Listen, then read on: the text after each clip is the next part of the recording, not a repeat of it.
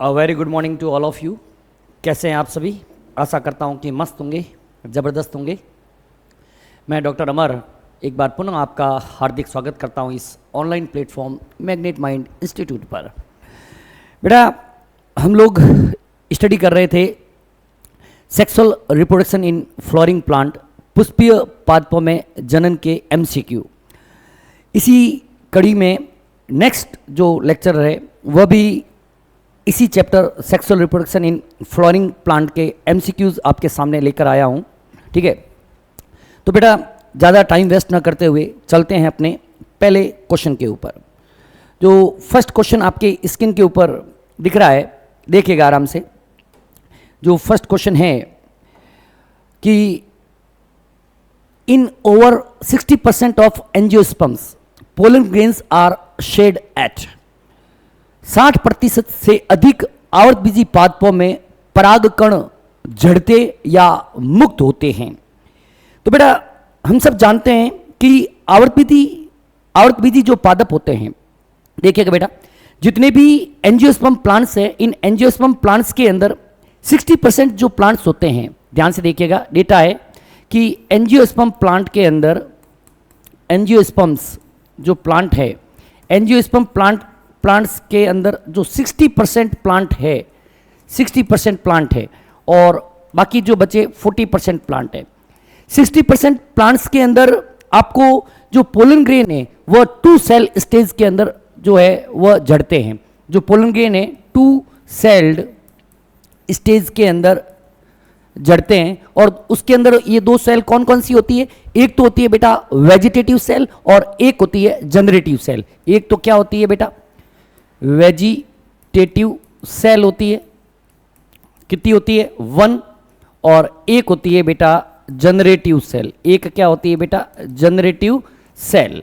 ठीक है, generative cell भी कितनी होती है? 1 होती है। जबकि जो 40% एंजियोस्पर्म प्लांट है उसके अंदर पोलन ग्रेन का जो शेडिंग होता है, पोलन ग्रेन जड़ते हैं, वह 3 सेल्ड स्टेज के अंदर जड़ते हैं। 3 सेल स्टेज के अंदर, उसके अंदर एक तो क्या होती है बेटा? वेजिटेटिव सेल होती है।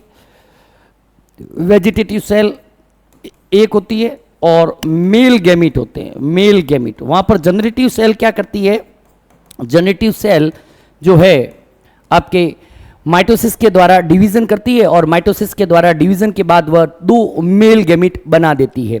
तो क्वेश्चन क्या कह रहा है बेटा? क्वेश्चन जो है वह कह रहा है कि 60% से अधिक आवृतबीजी पादपों में परागकण झड़ते हैं। तो 60% से अधिक पादपों में जो परागकण का शेडिंग होता है वह 2 सेल स्टेज के अंदर होता है। 2 कोशिकीय अवस्था के अंदर आपके जो है वह झड़ने का काम होता है 60% से अधिक पादपों के अंदर। चलते हैं बेटा नेक्स्ट क्वेश्चन के ऊपर। यह इसका एक्सप्लेनेशन मैंने भी कर लिया और आपको नोट्स के अंदर भी एक्सप्लेनेशन देखने को मिल जाएगा।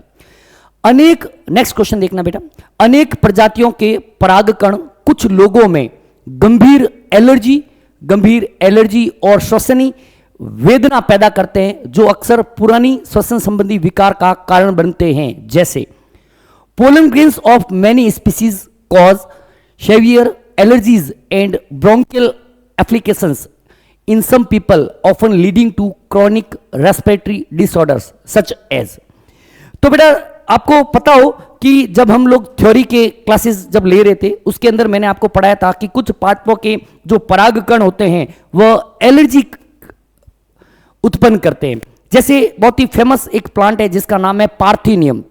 ठीक है, allergen pollen grain, allergic pollen grain किस में होते हैं बेटा? एलर्जिक पोलन ग्रेन होते हैं आपके पार्थेनियम में। किस में होते हैं बेटा? पार्थेनियम, या जिसको अपन लोग कैरेट ग्रास भी बोलते हैं। क्या बोलते हैं? कैरेट ग्रास, गाजर घास। क्या बोलते हैं बेटा? गाजर घास।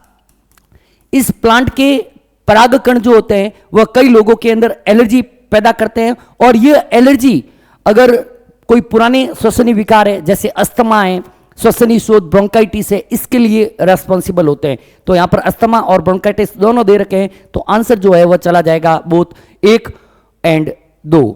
दोनों, एक और दो, दोनों दमा भी होता है और श्वसनी शोध भी जो है वह उत्पन्न कर देते हैं।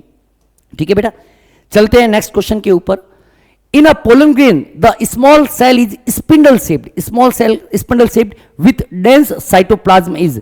पोलन ग्रेन के अंदर कौन सी सेल स्पिंडल शेप्ड होती है जिसका साइटोप्लाज्म जो होता है वह डेंस होता है? तो ध्यान से देखना बेटा, पोलन ग्रेन के अंदर दो तरीके की सेल्स होती है। ध्यान से देखना कि पोलन ग्रेन के अंदर दो सेल्स होती है। ठीक है, एक तो होती है बेटा वेजिटेटिव सेल और दूसरी होती है बेटा जनरेटिव सेल। तो बेटा जो वेजिटेटिव सेल होती है वह छोटी होती है, स्पिंडल शेप्ड होती है। इसकी कुछ पॉइंट्स है वो लिख लीजिएगा। Small in size, spindle shaped होती है, तरकुरूपी स्पिंडल शेप्ड होती है, डेंस इसका साइटोप्लाज्म होता है, और एक इंपॉर्टेंट बात, जो वेजिटेटिव सेल है उसके वो जो होती है वह जनरेटिव सेल के साइटोप्लाज्म के अंदर फ्लोट करती है। Floats in cytoplasm of generative cell, floats in cytoplasm of generative cell. Generative जो सेल होती है उसके साइटोप्लाज्म के अंदर फ्लोट करती हुई रहती है। जबकि अगर अपन बात करें, सॉरी ये बेटा सब चीजें वेजिटेटिव सेल की जगह आप लोग कर लेना जनरेटिव सेल के लिए, ठीक है ना। तो मैं ये वाला पोर्शन जो है यहां पर लिख लेना जनरेटिव सेल के बारे में ये बात कर रहा हूं मैं, जनरेटिव सेल। और अब बात करते हैं अपन लोग वेजिटेटिव सेल के बारे में। ठीक है बेटा, जो वेजिटेटिव सेल होती है वह लार्ज होती है और एबंडेंट उसके अंदर जो रिजर्व फूड मटेरियल होता है वो बहुत ही ज्यादा होता है। ठीक है ना, ये लार्ज इन साइज होती है, लार्ज इन साइज। ठीक है, और दूसरा point abundant reserve food material जो है वह इसके अंदर देखने को मिलता है। ठीक है बेटा, तो पोलन ग्रेन के अंदर दो सेल है, एक तो होती है जनरेटिव सेल और एक होती है vegetative cell. Generative cell small होती है, स्पिंडल शेप्ड होती है, उनका साइटोप्लाज्म जो होता है वह डेंस होता है, और वह जो सेल होती है वेजिटेटिव सेल में, यहां पर क्या लिख लेना बेटा, वेजिटेटिव सेल, यहां पर लिखिएगा वेजिटेटिव सेल के साइटोप्लाज्म के अंदर वह फ्लोट करती रहती है। जबकि जो वेजिटेटिव सेल होती है वह लार्ज होती है और उसके अंदर रिजर्व फूड मटेरियल जो है वह काफी भरा होता है। तो यहां पर ये क्वेश्चन क्या कह रहा है कि एक परागकण में छोटी कोशिका जो तर्कुरूपी होती है, स्पिंडल शेप जो सेल होती है वो आपके अभी अपन ने बताया कौन सी होती है बेटा, जनन कोशिका या जनरेटिव सेल जो होती है वह स्पिंडल शेप होती है, छोटी होती है और उसका साइटोप्लाज्म जो होता है वह डेंस होता है। चलते हैं बेटा नेक्स्ट क्वेश्चन के तरफ। ये आपको दिख रही है बेटा स्पिंडल शेप्ड जनरेटिव सेल दिख रही है, और लार्ज सेल जो होती है वह वेजिटेटिव सेल है जिसके साइटोप्लाज्म में कौन तैरती हुई रहती है बेटा, जनरेटिव सेल तैरती हुई रहती है। नेक्स्ट क्वेश्चन देखना बेटा, the inner most wall layer of anther is tapetum. The main function of tapetum is, परागकोश की सबसे आंतरिक भित्ति टेपेटम है। टेपेटम का मुख्य कार्य क्या है बेटा? यूं तो टेपेटम कई काम करती है। अगर अपन टेपेटम की काम की बात करें तो देखना बेटा, टेपेटम का जो मेन मुख्य काम होता है वह होता है पोषण प्रदान करना। क्या प्रदान करना? पोषण प्रदान करना। तो आंसर तो यहां पर क्या चला जाएगा, न्यूट्रिशन। दूसरा काम क्या होता है? पोलन किट का निर्माण करना। किसका निर्माण करना बेटा? पोलन किट का निर्माण भी कौन करती है बेटा? कुछ प्लांट्स जिनके अंदर इंसेक्ट पॉलिनेशन होता है उसके अंदर पोलन किट पाए जाते हैं, आगे क्वेश्चन आएगा तब अपन पढ़ेंगे, उनके अंदर पोलन किट का निर्माण टेपेटम के द्वारा किया जाएगा। कैलेज एंजाइम का सिक्रेशन, कैलेज एंजाइम का जो स्त्रवण है वह भी किसके द्वारा किया जाएगा बेटा? टेपेटम के द्वारा किया जाएगा। ऑक्सिन हार्मोन का स्त्रवण भी कौन करता है? टेपेटम के द्वारा किया जाता है। तो ये टेपेटम के बारे में और कुछ चीजें अपन को पता रखनी है। यह एंथर वॉल की सबसे आंतरिक परत होती है जिसका मुख्य कार्य क्या होता है? विकसित हो रहे पराग कणों को पोषण प्रदान करना। क्या काम होता है बेटा? मुख्य काम विकसित हो रहे पराग कणों को पोषण प्रदान करना, provide nutrition to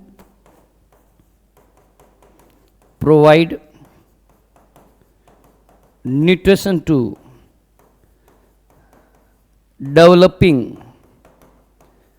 pollen grain को न्यूट्रिशन जो है वह प्रोवाइड करने का काम कौन करता है बेटा? टेपेटम जो परत होती है वह करती है। Then come on the next question. Two non motile male gamete in angiosperms are produced by. आवृतबीजी पादपों में दो अचल नर युग्मक किसके द्वारा उत्पन्न होते हैं? बेटा सीधी सी बात है, तो जो जनरेटिव सेल होती है, देखो बेटा ये है पोलन ट्यूब में आगे की तरफ तो रहता है वेजिटेटिव सेल रहती है, और पीछे की तरफ जो जनरेटिव सेल यह क्या करती है बेटा? माइटोसिस करती है और क्या बनाती है बेटा? दो मेल गैमीट्स का प्रोडक्शन करती है। तो जनरेटिव सेल जो होती है वह दो नॉन मेटाइल आपके मेल गैमीट्स बनाएगी। जनन कोशिका जो है इसका आंसर चला जाएगा। इज दैट क्लियर बेटा? It is the explanation of this. ये आपको दिख रही है वेजिटेटिव सेल, तो यहाँ पे आगे की तरफ होगी जो पोलन ट्यूब का निर्माण करती है, पराग नलिका का निर्माण करती है, और पीछे की तरफ जो है जनरेटिव सेल माइटोसिस करके दो नर युग्मकों का निर्माण करती है। नेक्स्ट क्वेश्चन देखिएगा बेटा, आपकी स्क्रीन के ऊपर ये रहा। पराग कण प्रतिनिधित्व करता है, पोलन ग्रेन रिप्रेजेंट्स। तो अपन सब जानते हैं कि जो पोलन ग्रेन होती है, यह pollen grain first cell of male gametophyte है, first cell of male gametophyte generation.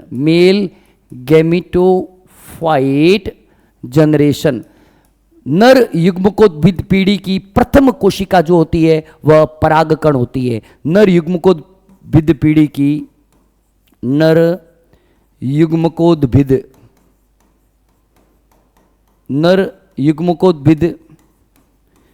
पीढ़ी की प्रथम जो कोशिका होती है वह आपके परागकण होती है। कौन? तो यहां पे आंसर क्या चला जाएगा बेटा? नर युग्मकोद्भिद मेल गैमेटोफाइट जो होती है वह प्रथम कोशिका होती है। उसकी जो प्रथम कोशिका होती है वह परागकण होती है। क्लियर है? चलते हैं नेक्स्ट क्वेश्चन के ऊपर। It is the explanation.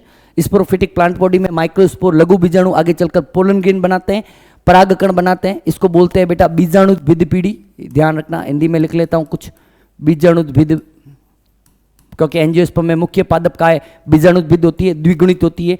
ये क्या बनाते हैं बेटा? ये आगे चलकर लघु बीजाणु बनाते हैं। लघु बीजाणु से आगे चलकर क्या बनाते हैं बेटा? परागकण बनते हैं, और नर युग्मकोद्भिद की यह प्रथम कोशिका होती है, नर युग्मकोद्भिद। Is that clear? चले आगे की तरफ। अगला क्वेश्चन देखना बेटा। A typical angiosperm embryo sac at maturity is. देखो बेटा ये तो क्वेश्चन बार बार पूछा हुआ है, इंपोर्टेंट भले लगा लो। क्या होती है बेटा? 7 सेल्ड 8 न्यूक्लिएटेड 7 कोशिकीय 8 केंद्रकीय अवस्था देखने को मिलती है। 8 केंद्रकीय 7 कोशिकीय पहला ही ऑप्शन है, वह इसके अंदर जो है आंसर चला जाएगा। अब बात करते हैं कि 7 कोशिकाएं कौन कौन सी होती है। ध्यान से देखना बेटा। दो बेटा आपको पता हो, एक तो होता है एग एपरेटस। एक तो क्या होता है बेटा? एग एपरेटस होता है। एग एपरेटस के अंदर आपको 2 तो सिनर्जिड्स देखने को मिलेगी और एक एग सेल देखने को मिलेगी। 2 तो क्या होगी? सिनर्जिड।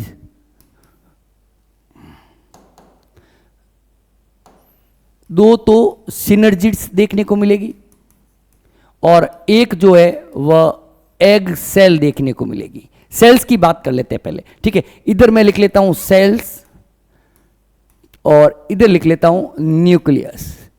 इधर लिख लेता हूं न्यूक्लियस। तो 2 सेल है, यहां पर 2 न्यूक्लियस हो गई, एक है तो 1 न्यूक्लियस हो गया। एग एपेटस। फिर 3 आती है बेटा एंटीपोडल सेल। एंटीपोडल सेल कितनी होती है? 3।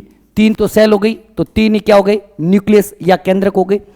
फिर बात करते हैं बीज के अंदर। बीज के अंदर आपको सेकेंडरी न्यूक्लियस देखने को मिलते हैं। सेकेंडरी न्यूक्लियस, सेल तो कितनी है, एक, लेकिन केंद्र कितने होते हैं, 2। तो देखो बेटा 2 और 1 3, 3 और 3 6, 1 7, 7 तो हो गई सेल्स, ठीक है। और केंद्रक देखो 2 और 1 3 और 3 6 और 2 8, 8 क्या हो जाएंगे बेटा आपके न्यूक्लियस देखने को मिलेंगे।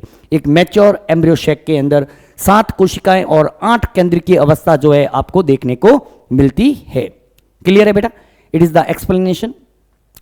आगे की तरफ बात करते हैं। Next question, arising from placenta is megasporangium which is commonly known as.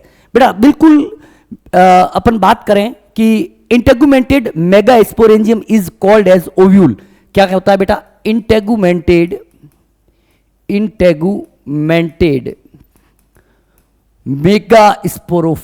Mega sporophyll को ही हम लोग क्या बोलते हैं बेटा, ओव्यूल बोलते हैं, ठीक है। अद्यावर्णी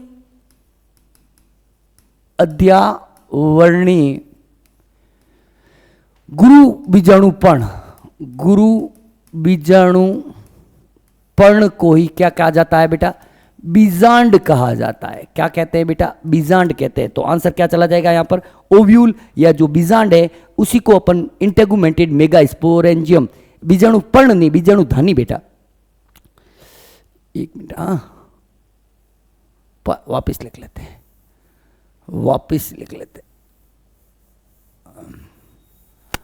मेगा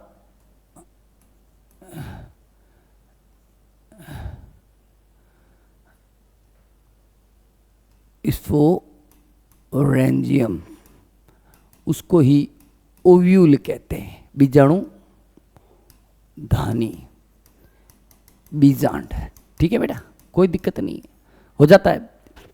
वही है ना बेटा, मैं लास्ट क्लास में भी कहा था ऑफलाइन पढ़ाना इजी है ऑनलाइन की अपेक्षा। ऑनलाइन में बच्चे नहीं होते हैं, किसी के साथ कांटेक्ट नहीं हो पाता, इसलिए थोड़ा सा कई बार हो जाता है, ठीक है। नेक्स्ट देखना बेटा, नेक्स्ट क्वेश्चन देखिएगा, ये इसका आंसर है।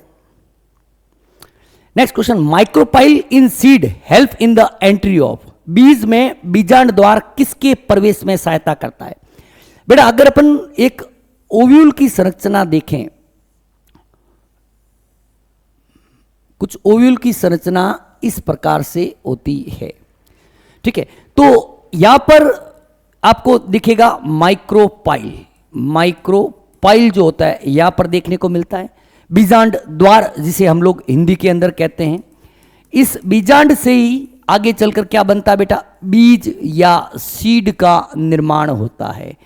तो बेटा इस सीड के अंदर भी यह बीजांड द्वार उपस्थित रहता है, जिसे बीज द्वार, सीड पोर भी कह सकते हैं।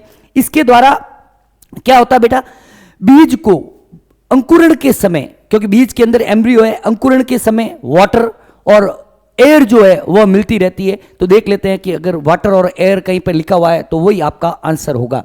बीज में बीजांड द्वार किसके प्रवेश में सहायता करता है, नर युग्मक के प्रवेश में? नहीं बेटा, ऐसा नहीं है।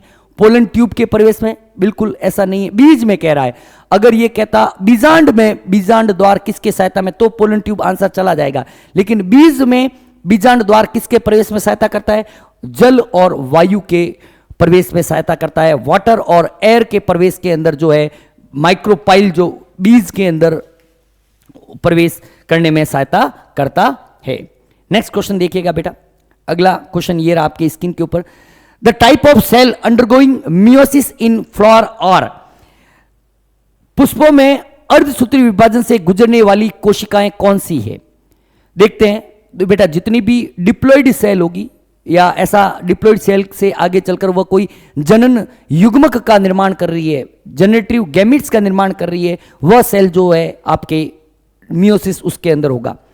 पहली है बेटा माइक्रोस्पोर मदर सेल, लघु बीजाणु मात्र कोशिकाएं, और मेगा स्पोर मदर सेल, गुरु बीजाणु मात्र कोशिकाएं। तो बेटा इन्हीं के अंदर, क्योंकि माइक्रोस्पोर मदर सेल और मेगा स्पोर जो मदर सेल है, क्या है बेटा, माइक्रो स्पोर मदर सेल के अंदर मियोसिस होगा और इस मियोसिस से आगे चलकर क्या बनेंगे बेटा, माइक्रो स्पोर्स का निर्माण होता है और मेगा स्पोर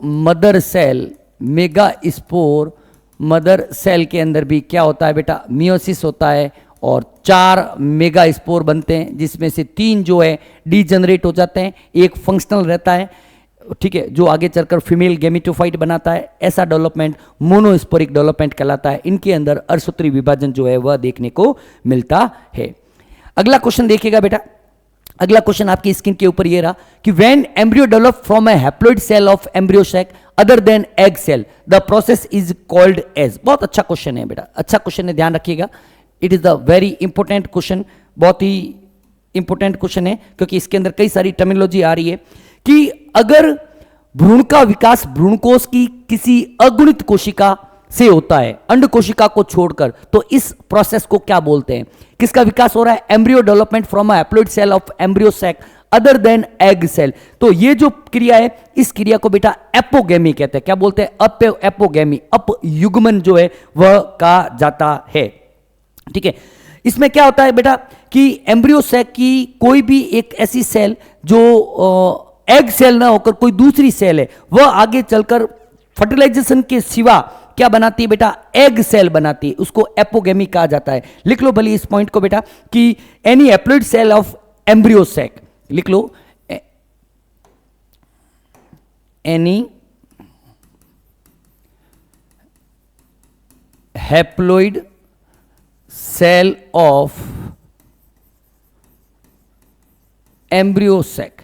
वह एप्लॉइड सेल कुछ भी हो सकती है, जैसे अगर वो एग सेल को छोड़कर सिनर्जिड्स हो सकती है, एंटीपोडल सेल्स होती है, जैसे कौन कौन सी बेटा?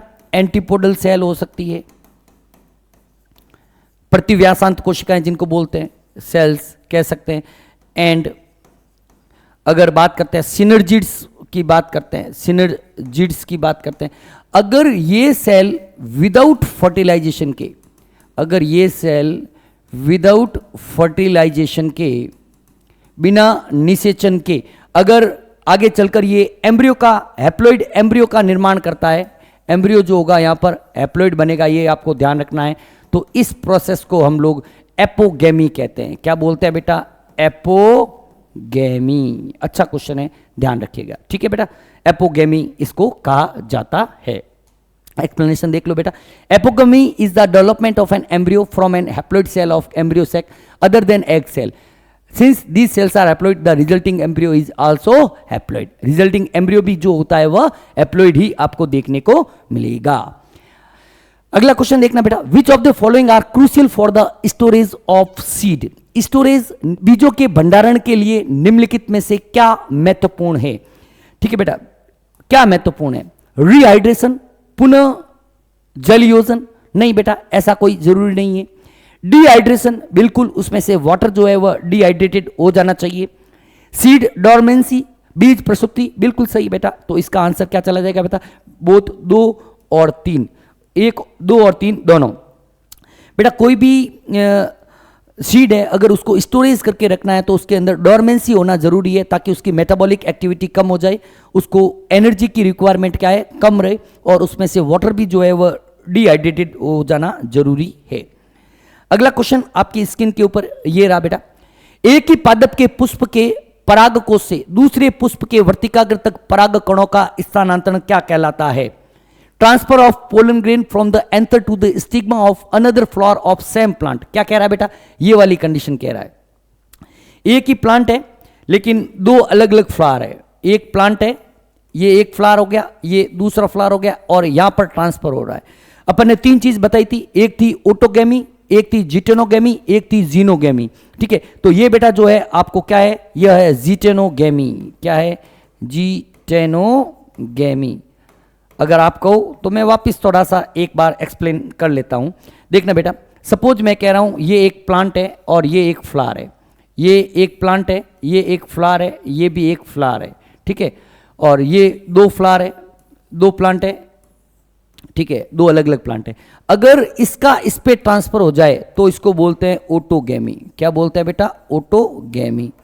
अगर इसका इस पे ट्रांसफर हो जाए तो इसको बोलते हैं जिटेनोगेमी। क्या बोलते हैं बेटा? जिटेनोगेमी। और अगर ये हो रहा है तो इसको बोलते हैं बेटा जीनोगेमी। क्या बोलते हैं बेटा? जीनोगेमी। ठीक है, जिटेनोगेमी जो होती है वह ऑटोगेमी के सिमिलर है।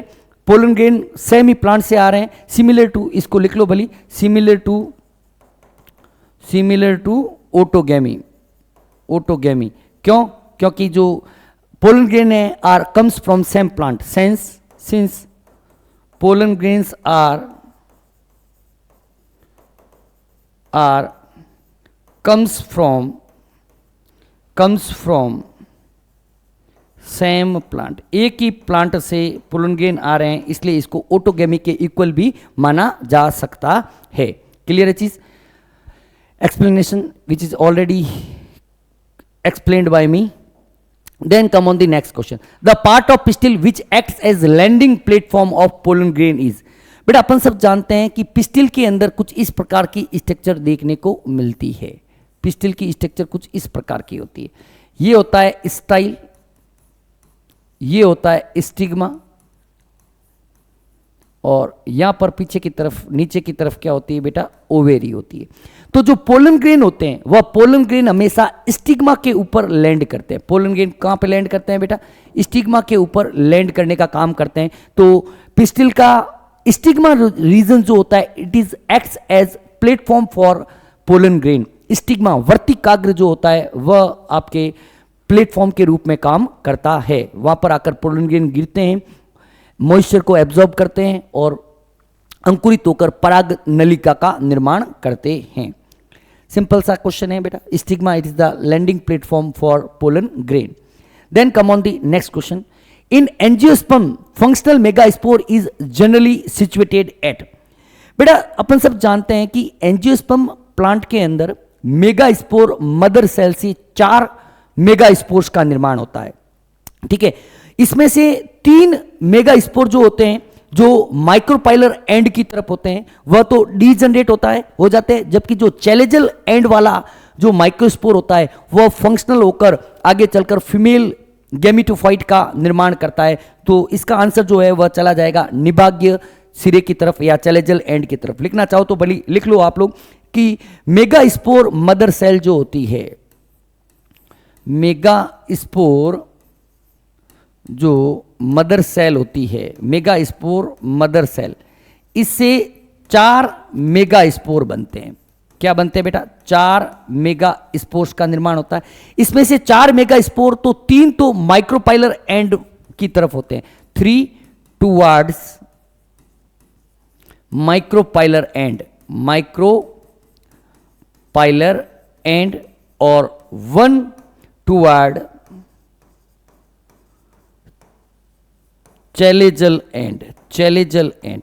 तो माइक्रोपाइलर एंड वाले तो क्या हो जाते हैं बेटा?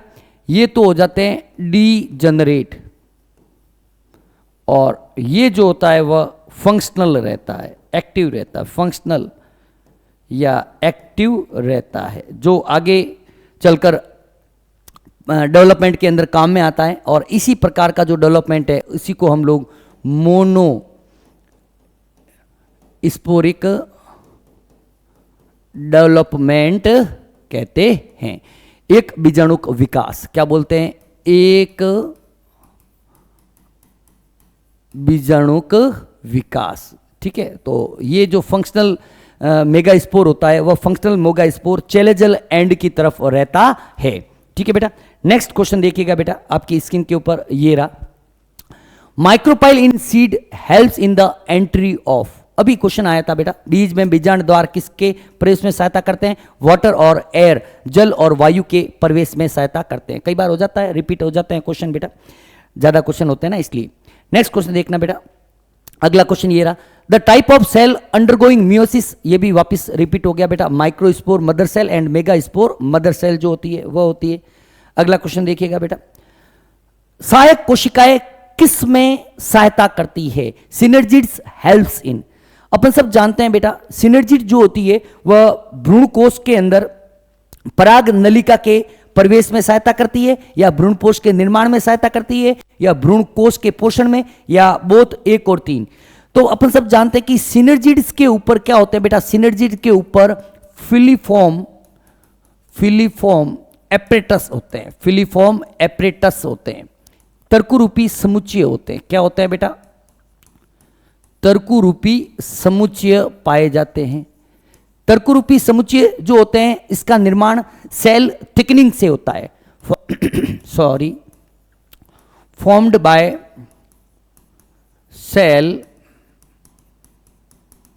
थिकनिंग, सेल की थिकनिंग से बनते हैं, जो क्या करते हैं, पोलन ट्यूब को सिनर्जिड्स के अंदर लाने का काम करते हैं, जिसकी वजह से वह जो पोलन ट्यूब होती है वह एम्ब्रियो सैक के अंदर प्रवेश करती है।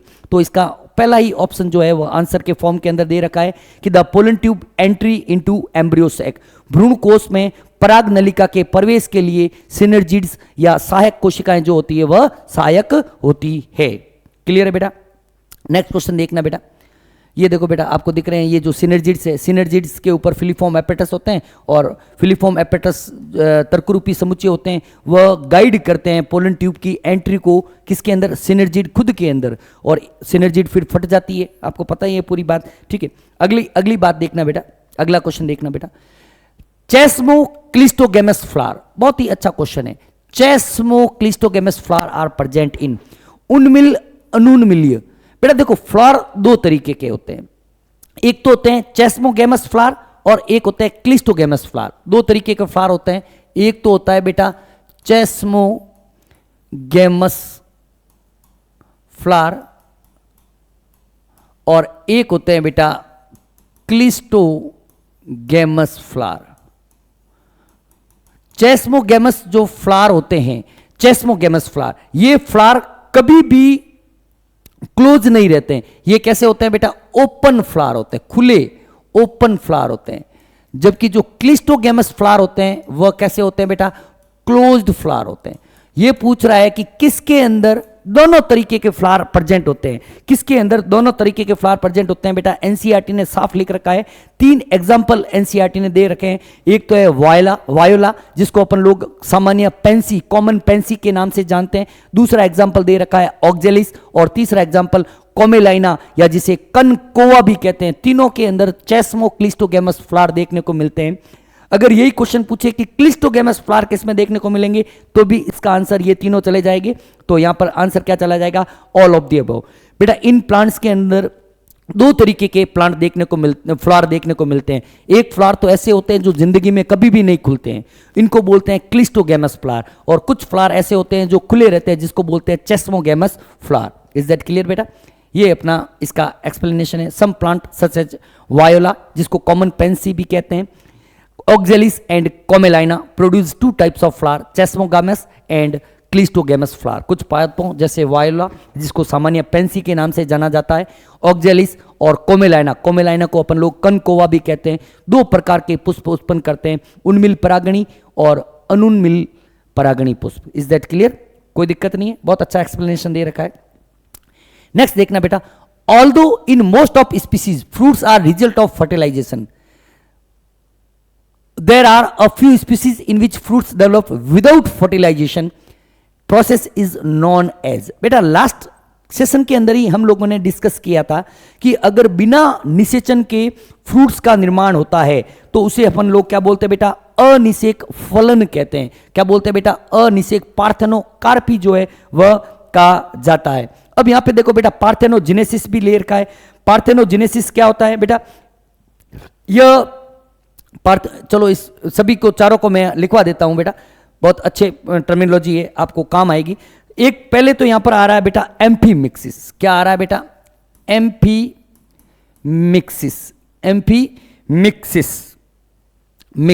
एम्फीमिक्सिस या जिसको बोलते हैं हिंदी के अंदर उभय मिश्रण कहा जाता है, उभय मिश्रण। एम्फीमिक्सिस जो होती है वो बेटा क्या होती है, एम्फीमिक्सिस का मतलब होता है कि fusion of male and female gamete. It is the general term which is use for fusion of male and female gamete. नर और मादा युग्मकों के संलयन को एम्फीमिक्सिस कहा जा सकता है। क्या होता है बेटा, fusion of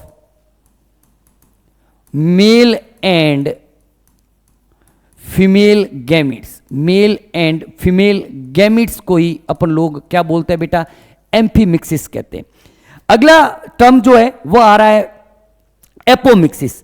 apomixis, apomixis, apomixis. बेटा एपोमिक्सिस को हिंदी के अंदर बोलते हैं बेटा असंगजनन।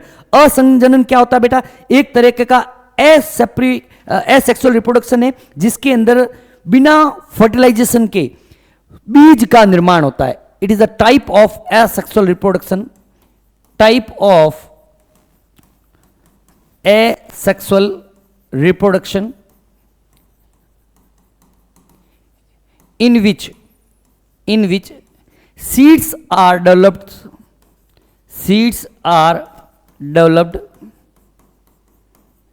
without fertilization। बिना निषेचन के सीड का निर्माण होता है, बिना निषेचन के। ठीक है, फिर बात करते हैं बेटा पार्थेनोजेनेसिस की। एपोमिक्सिस को उभय मिश्रण तो एपीमिक्सिस को कहते हैं और एपोमिक्सिस को हिंदी के अंदर बोलते हैं बेटा असंगजनन। क्या बोलते हैं बेटा? असंगजनन। ठीक है, फिर बात करते हैं बेटा अपन पार्थेनोजेनेसिस की।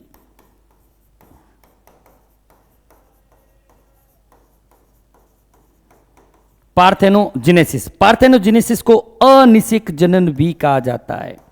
क्या बोलते हैं बेटा? अनिषेक जनन। बेटा इसको एक वर्ड और भी है इसके लिए काम में लिया जाता है, विर्जिन बर्थ। विर्जिन बर्थ वर्ड भी इसके लिए काम में लिया जाता है। ये बेसिकली क्या होता है? यह एक natural form of asexual reproduction होता है जिसके अंदर एम्ब्रियो का डेवलपमेंट होता है अनफर्टिलाइज्ड एग से। ठीक है, एम्ब्रियो डेवलप्ड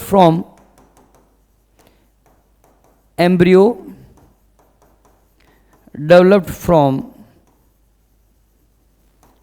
अनफर्टिलाइज्ड एग। अनिषेचित एग से एम्ब्रियो का डेवलपमेंट पार्थेनोजेनेसिस कहलाता है। अगर फल बनता है बिना निषेचन के तो उसे पार्थेनोकार्पी कहते हैं। ठीक है बेटा, पार्थेनोकार्पी जो है फ्रूट का फॉर्मेशन होता है, एम्ब्रियो का डेवलपमेंट पार्थेनोजेनेसिस होता है। इज दैट क्लियर बेटा? चलते हैं आगे। ये बेटा एक्सप्लेनेशन है। केला इसका बेस्ट एग्जांपल है, सीड लेस फ्रूट्स का फॉर्मेशन होता है।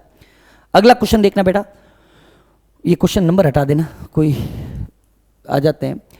One of the male gamete move toward the egg cell and fuse with it. एक मेल गैमिट अंड कोशिका की ओर गति करता है और उसके साथ संलित हो जाता है। इस क्रिया को क्या बोलते हैं? इस क्रिया को बेटा सिनगैमी या युग्मक शल्यन के नाम से जाना जाता है। ट्रिपल फ्यूजन अलग चीज है, डबल फर्टिलाइजेशन अलग चीज है। ठीक है, अब सब लोग जानते हैं।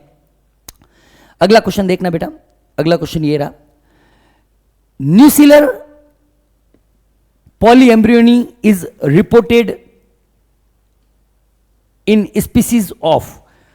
बीजांड कायिक बहुभ्रूणता किसकी प्रजातियों में पाई जाती है? न्यूसिलस सेल पॉलीएम्ब्रियोनी, एक से ज्यादा एम्ब्रियो का निर्माण किसकी सहायता से? न्यूसिलर या बीजांड कायिकी सेल के। यह आपको किसको अंदर देखने को मिलता है? जितने भी सिट्रस या नींबू वंश के प्लांट हैं उनके अंदर देखने को मिलता है, और मैंगो आम के अंदर भी आपको न्यूसिलर पॉलीएम्ब्रियोनी देखने को मिलती है। सिट्रस भी आंसर है, मैंगो भी आंसर है। इसका आंसर क्या चला जाएगा? बोथ 1 और 2। इसमें क्या होता है बेटा कि न्यूसिलर सेल्स जो होती है वह डिवीजन स्टार्ट कर देती है और एम्ब्रियो का निर्माण करती है। न्यूसिलर सेल्स, इन दोनों के अंदर जो nucellar cells starts dividing, division start कर देती, starts division and form embryo का निर्माण जो होती है शुरू करती है। इस प्रोसेस को अपन लोग बोलते हैं न्यूसिलर पॉली एम्ब्रियोनी। क्या बोलते हैं? बीजांड कायिक बहुभ्रूणता इसको कहा जाता है। अगला क्वेश्चन देखना बेटा, transfer of pollen grain from the anther to the stigma of another flower of same plant. उसी प्लांट के दूसरे फ्लावर के ऊपर क्या कहलाता है बेटा? जिटेनोगैमी। पढ़ चुके हैं बेटा, क्या बोलते हैं इसको? जिटेनोगैमी। परागण के तो बेटा कोई भी क्वेश्चन आपके गलत नहीं होने चाहिए, ध्यान रखना। सजात पुष्पी परागण जो है वह कहा जाता है। यही बेटा, यही कह रहा है ये वाला। इसको अपन लोग जीटेनोगेमी कहते हैं, ठीक है, सिमिलर टू ओटोगेमी, क्योंकि पोलन ग्रेन जो होते हैं वह उसी प्लांट से जो होते हैं ट्रांसफर होते हैं। अगला क्वेश्चन देखिएगा बेटा, जीटेनोगेमी एक्सप्लेन कर लिया। What is common between vegetative reproduction and apomixis? कायिक जनन और असंजनन में क्या समानता है? बेटा देखो बेटा, एपोमिक्सिस और वेजिटेटिव रिप्रोडक्शन दोनों के मुख्य जो पॉइंट है कि इसके अंदर ना तो सिनगेमी होती है ना ही मियोसिस होती है। इन दोनों के अंदर मुख्य बात क्या होती है बेटा, देखना, एपोमिक्सिस एंड वेजिटेटिव रिप्रोडक्शन दोनों के अंदर नो मियोसिस नो सिनगेमी, ये एक चीज आपको ध्यान रखनी है। दोनों के अंदर ना तो मियोसिस होता है ना ही आपके सिनगेमी होती है। इसकी वजह से जो भी प्रोजेनी होगी वह आइडेंटिकल होगी पेरेंट प्लांट के। तो देख लेता है ऐसा कोई ऑप्शन के अंदर है, दोनों जनक के समान संतति उत्पन्न करते हैं, बिल्कुल सही बात है, ठीक है। दोनों केवल द्विबीज, ऐसा कुछ भी नहीं होता है। दोनों पुष्पन प्रावस्था को दरकिनार करते हैं, नहीं। दोनों साल भर होते हैं, ऐसा बात नहीं है। Both produces progeny identical to the parent, जो है इसका आंसर चला जाएगा, ठीक है। अगला क्वेश्चन बहुत अच्छा क्वेश्चन है बेटा, मैथमेटिकल बायोलॉजी। बायोलॉजी के अंदर गणित आती है तो बहुत अच्छी तरीके से करना है, क्योंकि ये जो क्वेश्चन होते हैं, ऐसे क्वेश्चन जो मैथमेटिकल क्वेश्चन होते हैं, यह आपके सक्सेस रेशियो को बढ़ाने का काम करते हैं, ठीक है। अधिकांश बच्चे नहीं कर पाते, लेकिन बहुत इजी तरीके के क्वेश्चन होते हैं, ट्रिकी क्वेश्चन होते हैं, आराम से करना है। मैं आपको बिल्कुल अच्छे तरीके से करवा दूंगा, देखना बेटा।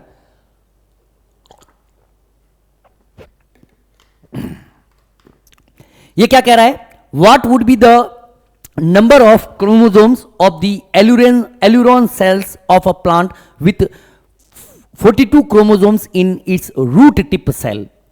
एक पादप जिसकी मूल शीर्ष कोशिकाओं में 42 गुणसूत्र है, उसकी एल्यूरॉन कोशिकाओं में गुणसूत्रों की संख्या क्या होगी?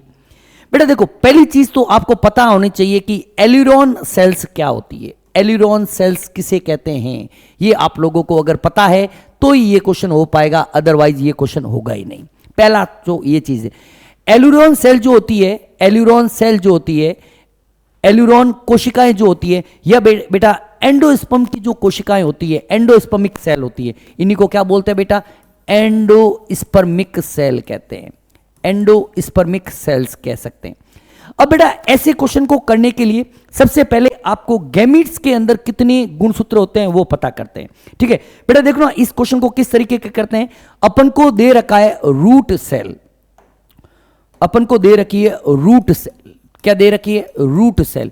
और अपन सब जानते हैं कि जो रूट सेल्स होती है वह डिप्लॉयड होती है, और यहां पर डिप्लॉयड का नंबर कितना दे रखा है, 42। अगर रूट सेल्स का डिप्लॉयड होती है और उसमें अपन को गुणसूत्रों की संख्या पता है, तो अपन गैमीट्स के अंदर गुणसूत्रों की संख्या पता कर सकते हैं। गैमीट्स हमेशा हैप्लॉयड होते हैं, और यहां पर n की वैल्यू कितनी हो जाएगी, 21 हो जाएगी, इससे आधे हो जाएंगे। और जो एल्यूरॉन सेल्स होती है, एल्यूरॉन सेल्स को ही अपन लोग क्या बोलते हैं बेटा, एंडोस्पर्मिक सेल्स बोलते हैं बेटा। एंडोस्पर्म्स की सेल्स को ही अपन लोग एल्यूरॉन सेल्स कहते हैं। वह हमेशा 3n ट्रिप्लॉइड होती है। कैसी होती है बेटा, कैसी होती है, 3n। तो यहां पर n कितना है बेटा, n 21 आ गया, तो 3 × 21, इसका आंसर क्या हो जाएगा बेटा, 63। It is the explanation of this question. बहुत अच्छा क्वेश्चन है बेटा, ध्यान रखना। तो यहां पर क्या आंसर चला जाएगा बेटा, 21 है गैमीट्स के अंदर, तो एल्यूरॉन सेल्स के अंदर, एंडोस्पर्म के अंदर 63 जो है वह क्रोमोसोम आपको देखने को मिलेंगे। Is that clear? अच्छा क्वेश्चन है, इंपुट लिखा लो बेटा, लिखा नहीं मैंने, लिख लेता हूं मैं, इंपोर्टेंट क्वेश्चन, इंपोर्टेंट क्वेश्चन है ये आपका, ठीक है बेटा। आगे बढ़ते हैं, चलते हैं आगे की तरफ। अगला क्वेश्चन देखना बेटा, ये एक्सप्लेनेशन मैंने वैसे ऑलरेडी कर लिया है। देखना बेटा, non albuminous seeds are present in. बेटा पहली बात तो गैर एल्बुमिनस बीज किस में पाए जाते हैं? आप लोगों को पता होना चाहिए कि नॉन एल्बुमिनस या जिसको एक्स एल्बुमिनस सीड्स कहते हैं वो होते क्या हैं। बेटा ऐसे सीड जिनके अंदर एंडोस्पर्म टोटली कंज्यूम्ड हो गया है, किसके द्वारा? डेवलपिंग एम्ब्रियो के द्वारा। उसके अंदर अब किसी भी प्रकार का आपको एंडोस्पर्म देखने को नहीं मिलेगा, उसको अपन लोग नॉन एल्बुमिनस सीड्स कहेंगे। क्या है बेटा? नॉन एल्बुमिनस सीड्स को हम लोग क्या बोलते हैं बेटा? एक्स एल्बुमिनस सीड्स बोलते हैं। नॉन एल्बुमिनस सीड्स को क्या बोला जाता है बेटा? X albuminous seeds, x albuminous seeds कहते हैं। अब ये होता क्या है बेटा? ये होता है कि ऐसे सीड जिनके अंदर endosperm is completely consumed by developing embryo. क्या होता है बेटा? Endosperm is completely consumed by developing embryo. अब सीड के अंदर किसी भी तरह का एंडोस्पर्म जो है वह मौजूद नहीं है, और यह कह रहा है कि ऐसे बीज किस में पाए जाते हैं? तो बेटा ऐसे बीज आपको ध्यान रखना है, मटर इसका एग्जाम्पल है, मूंगफली इसका एग्जाम्पल है। देख लो ऑप्शन के अंदर पाइसम सटाइवम मटर दे रखा है, एरेकिस हाइपोजिया मूंगफली का नाम होता है। क्या होता है बेटा? लिख लेते हैं,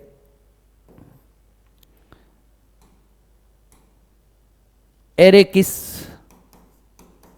हाइपोजिया, एरेकिस हाइपोजिया मूंगफली का नाम होता है। मटर का नाम होता है बेटा scientific name Pisum sativum. Non albuminous seeds दोनों के अंदर पाए जाते हैं। मेज के अंदर बेटा एल्बुमिनस सीड्स जो होते हैं वह प्रेजेंट होते हैं। नेक्स्ट क्वेश्चन देखना बेटा, the coconut water from a tender coconut that you are familiar with is. कच्चे नारियल का नारियल पानी जिससे आप परिचित है वह है। बेटा नारियल के बारे में बात करते हैं। बेटा नारियल के अंदर जो टेंडर कोकोनट होता है, टेंडर कोकोनट का मतलब कच्चा नारियल। टेंडर कोकोनट जो होता है, टेंडर कोकोनट अगर वर्ड आता है तो यही क्वेश्चन आएगा, अदरवाइज नहीं आएगा। बेटा इसके अंदर दो चीज होती है, एक तो होता है ड्रिंकेबल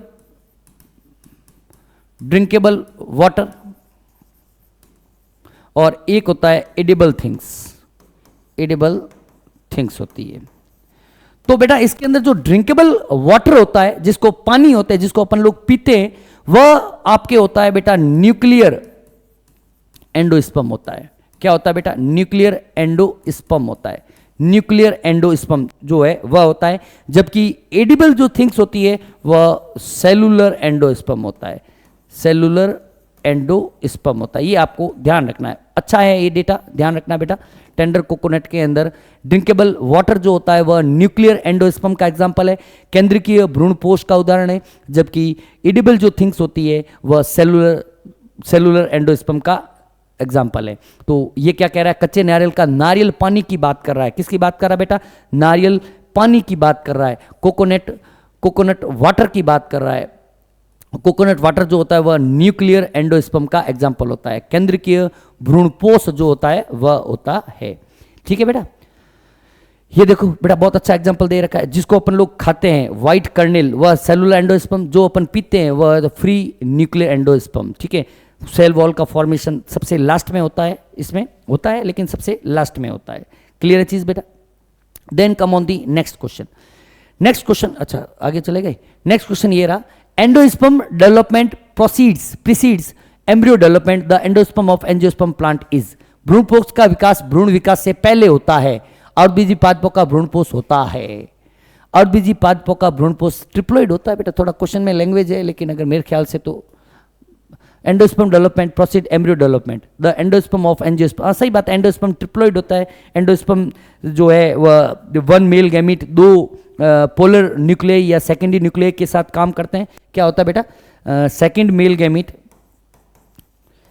मेल गैमीट जो होता है, क्योंकि पहला वाला तो एग सेल के साथ फ्यूज हो जाता है, वह second male gamete secondary nucleus के साथ फ्यूज होता है और क्या बनाता है बेटा? PEN बनाता है, प्राइमरी एंडोस्पर्म न्यूक्लियस बनाता है। और ये कैसा होता है बेटा? ट्रिप्लोइड होता है। इससे आगे चलकर क्या बनता है बेटा? एंडोस्पर्म का निर्माण होता है, ट्रिप्लॉइड होता है, ठीक है, 3 न्यूक्लियस काम में आ रहे हैं, त्रिगुणित जो है वह आपको देखने को मिलेगा, ठीक है। नेक्स्ट क्वेश्चन ये रहा आपके स्क्रीन के ऊपर, which of the following structure is not present in embryo of gram, चने के भ्रूण में निम्नलिखित में से कौन सी संरचना उपस्थित नहीं होती। बेटा ग्राम, जिसको अपन लोग चिकपी नाम से भी जानते हैं, ग्राम जो होता है वह एक डाइकॉट प्लांट है, और डाइकॉट प्लांट के सीड के अंदर किसी भी तरह की कोल्यूप्टाइल नामक संरचना नहीं पाई जाती है। ध्यान रखना, चिकपी या जिसको अपन लोग ग्राम बोलते हैं, ग्राम को अपन लोग चिकपी भी बोलते हैं, चिकपी एक डाइकॉट प्लांट है। क्या है बेटा, अच्छा क्वेश्चन है, ध्यान रखना बेटा। चिकपी, चिकपी क्या होती है बेटा, डाइकॉट प्लांट होता है, डाइकॉट प्लांट। और डाइकॉट प्लांट के सीड के अंदर आपको 3 स्ट्रक्चर देखने को मिलेगी, रेडिकल, हाइपोकोटाइल और एपिकोटाइल। 3 स्ट्रक्चर देखने को मिलेगी, एक तो होगी बेटा रेडिकल, दूसरी होगी हाइपोकोटाइल, और तीसरी होती है एपिकोटाइल।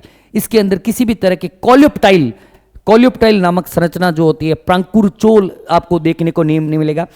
बेसिकली बेटा कोल्यूप्टाइल क्या होती है, एक कवरिंग होती है, प्रोटेक्टिव कवरिंग होती है, जो प्लूम्यूल को कवर करके रखती है। वह करेक्टरिस्टिक्स फीचर होता है मोनोकॉट सीड का। इसके बारे में भी अगर लिखना चाहें, protective covering around, protective covering around plumule, plumule, और characteristics feature of stick feature of monocot seed. Monocot seeds जो होते हैं उसका करेक्टरिस्टिक्स फीचर जो होता है वो कोल्यूप्टाइल होता है, ठीक है, लेकिन डाइकॉट सीड्स के अंदर कोल्यूप्टाइल या जिसको प्रांकुरचोल है वह नहीं पाया जाता है। क्लियर है चीज बेटा। नेक्स्ट देखना बेटा, अगला क्वेश्चन, अगला क्वेश्चन आपके सामने ये रहा, the portion of embryonal axis below the level of cotyledon. बेटा देखना, 2 वर्ड होते हैं, एक होता है हाइपोकोटाइल, एक होता है एपिकोटाइल। हाइपो का मतलब होता है बिलो, एपी का मतलब होता है अबो। 2 वर्ड होते हैं, यही लिख लेता हूं, हाइपो, हाइपो का मतलब होता है बिलो, और एपी का मतलब क्या होता है, एबो। ये आपको ध्यान रखना है। हाइपो का मतलब नीचे और एपी का मतलब होता है अबो, ठीक है। अब आगे आ रहा है कोटाइल। हाइपोकोटाइल का मतलब क्या होगा, कोटिलिडॉन से नीचे, और एपिकोटाइल का मतलब क्या होगा, कोटिलिडॉन से ऊपर। तो ये क्या कह रहा है, the portion of embryonal axis below the level of, below की बात कर रहा है, बिलो का, बिलो के लिए अपन हाइपो वर्ड काम में लेते हैं, तो इसका आंसर क्या चला जाएगा बेटा, हाइपोकोटाइल, बीज पत्राधार हाइपोकोटाइल। Is that clear. लिखने की जरूरत है नहीं, लिख लो, चलो लिखना चाहो तो पहले लिख लो, हाइपोकोटाइल, हाइपोकोटाइल, और दूसरा वर्ड होता है बेटा एपिकोटाइल। मैं कहता हूं ना कि biology is the game of words, biology शब्दों का खेल है। तो आपको ध्यान रखना है कि यहां पर 2 वर्ड है, एक तो आ गया हाइपो, हाइपो का मतलब होता है बिलो, एक होता है कोटाइल का मतलब है कोटिलिडॉन, कोटिलिडॉन, बिलो कोटिलिडॉन। एपी का मतलब होता है एबो, क्या होता है बेटा, एबो, और कोटिलिडॉन, कोटिलिडॉन के ऊपर, एबो कोटिलिडॉन, एबो कोटिलिडॉन और बिलो कोटिलिडॉन। बिल्कुल इजी सा है, ध्यान रखना है। अगला क्वेश्चन ये रहा, remnant of nucleus is known as, बीजांड काय का अवशिष्ट भाग जो है वह आपके क्या कहलाता है बेटा, बताइए। स्कूटेलम, स्कूटेलम तो नहीं होता, स्कूटेलम तो कोटिलिडॉन ऑफ मोनोकॉट सीड होता है। ये क्या है, होता है बेटा कोटिलिडॉन ऑफ मोनोकॉट सीड होता है। ये भी अच्छा यहाँ पे आपको मिल जाएगा डेटा। स्कूटेलम क्या होता है, क्या रे, कोटिलिडॉन ऑफ मोनोकॉट सीड को ही अपन स्कूटेलम कहते हैं। टाइजेलम या पेरिस्पर्म, पेरिस्पर्म बोलते हैं, पेरिकार्प बोलते हैं, क्या बोलते हैं भाई बताइए, आप लोग बताओ फिर मैं बताऊंगा, बताओ। पेरिस्पर्म, परिभ्रूणपोष कहते हैं। अच्छा, इसकी हिंदी नहीं है, किस में देखने को मिलते हैं? यही, चलो बेटा, कितना अच्छा क्वेश्चन है। मतलब आपको एक ही स्लाइड के ऊपर दोनों चीज देखने को मिले। पेरिस्पर्म किस में उपस्थित होता है? बीट में भी होता है, ब्लैक पेपर में भी होता है। आंसर ये चला जाएगा। बीट बोलते हैं बेटा चुकंदर को, क्या बोलते हैं? चुकंदर को बोला जाता है। और ब्लैक पेपर बोलते हैं बेटा काली मिर्च को। किसको बोलते हैं? काली मिर्च को। बहुत अच्छा क्वेश्चन, मतलब एक ही स्लाइड के ऊपर दो क्वेश्चन ले लिए इन्होंने। हाँ, कई बार सेम क्वेश्चन होते हैं, ट्रिकी क्वेश्चन होते हैं, तो एक साथ ले लिया जाए तो अच्छा रहता है। नेक्स्ट देखना बेटा, विच one of the following pairs of plant structure has haploid number of chromosome? निम्नलिखित में से किस पादप संरचना के युग्म में गुणसूत्रों की संख्या अगुणित होती है? अगुणित की बात कर रहा है। न्यूसिलस तो कैसी होती है बेटा? द्विगुणित होती है। एंटीपोडल सेल आपके अगुणित होती है, आंसर नहीं होगा। एग न्यूक्लियस बिल्कुल सही बात है, हैप्लॉइड होती है। सेकेंडरी न्यूक्लियस हैप्लॉइड होती है, तो यही आंसर चला जाएगा। ये भी आंसर हो सकता है। आगे और देखते हैं। Megaspore mother cell haploid होती है, एंड एंटीपोडल सेल क्या होती है? हैप्लॉइड होती है। दो ऑप्शन कैसे? एग सेल किस अगुणित होती है? एग सेल हैप्लॉइड होती है, एंटीपोडल सेल भी हैप्लॉइड होती है। क्या कह रहा है? क्वेश्चन तो गड़बड़ हो गया भाई।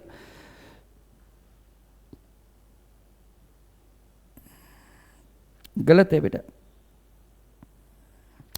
भाई। न्यूसिलस डिप्लॉइड होती है, antipodal cell haploid, egg nucleus and second, अरे सॉरी, सेकेंडरी न्यूक्लियस डिप्लॉइड होता है ना। सेकेंडरी न्यूक्लियस जो होता है वह डिप्लॉइड होता है, तो ये आंसर नहीं होगा। Megaspore mother cell diploid होती है, एंटीपोडल सेल हैप्लॉइड, ये भी आंसर नहीं होगा। ठीक है, हो जाता है। ठीक है बेटा, बहुत अच्छा क्वेश्चन है, ध्यान रखिएगा, अच्छा क्वेश्चन है। इसका आंसर जो है वह चला जाएगा 4। Egg cell and antipodal cell जो होती है वह आपके हैप्लॉइड होती है। ठीक है, नेक्स्ट क्वेश्चन देखना बेटा। कुछ सदस्यों में निषेचन के बिना बीज उत्पन्न होते हैं। Seeds are produce without fertiliser in some member of. किस फैमिली के अंदर आपको देखने को मिलेंगे बिना निषेचन के बीज का बनना? बेटा पहली बात तो बिना निषेचन के बीज का बनना जो है वह क्या कहलाता है? कौन बताएगा बेटा? बहुत अभी अपन ने करवाया, इसको अपन लोग बोलते हैं एपोमिक्सिस। क्या बोलते हैं बेटा? एपोमिक्सिस कहते हैं। और एपोमिक्सिस आपको देखने को मिलेगा दो फैमिली, ध्यान रखना आप लोग अपने सिलेबस के अंदर, एस्ट्रेसी और ग्रास फैमिली। एस्ट्रेसी एंड जो ग्रास फैमिली होती है, एक तो है एस्ट्रेसी, इसका एग्जांपल ध्यान रखना, एस्ट्रेसी एंड ग्रास फैमिली। जितने भी मोनोकॉट ग्रास फैमिली, मोनोकॉट का स्टैंडर्ड प्लांट जो है वह है फैमिली, इनके अंदर आपको देखने को मिलेगी। तो ग्रासेस एंड पल्सेस नहीं, ग्रासेस एंड पल्सेस घास और दालों के अंदर नहीं। एस्ट्रेसी ग नहीं आएगा। एस्ट्रेसी फैमिली के अंदर आपको देखने को मिलेगी एपोमिक्सिस। Is that clear?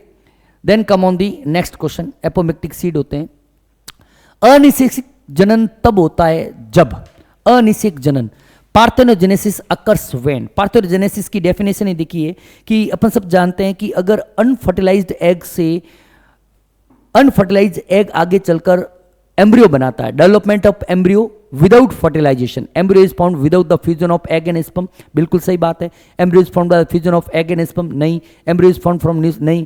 पहला ही ऑप्शन जो है कि बिना निषेचन के एम्ब्रियो का निर्माण, बिना निषेचन के भ्रूण का निर्माण, बिना निषेचन के भ्रूण का निर्माण जो होता है, भ्रूण का निर्माण जो होता है उसे ही हम लोग अनिषेक जनन कहते हैं। अगर फल का निर्माण होता है तो उसे अनिषेक फलन कहते हैं। ठीक है, कोई दिक्कत? चलते हैं आगे की तरफ।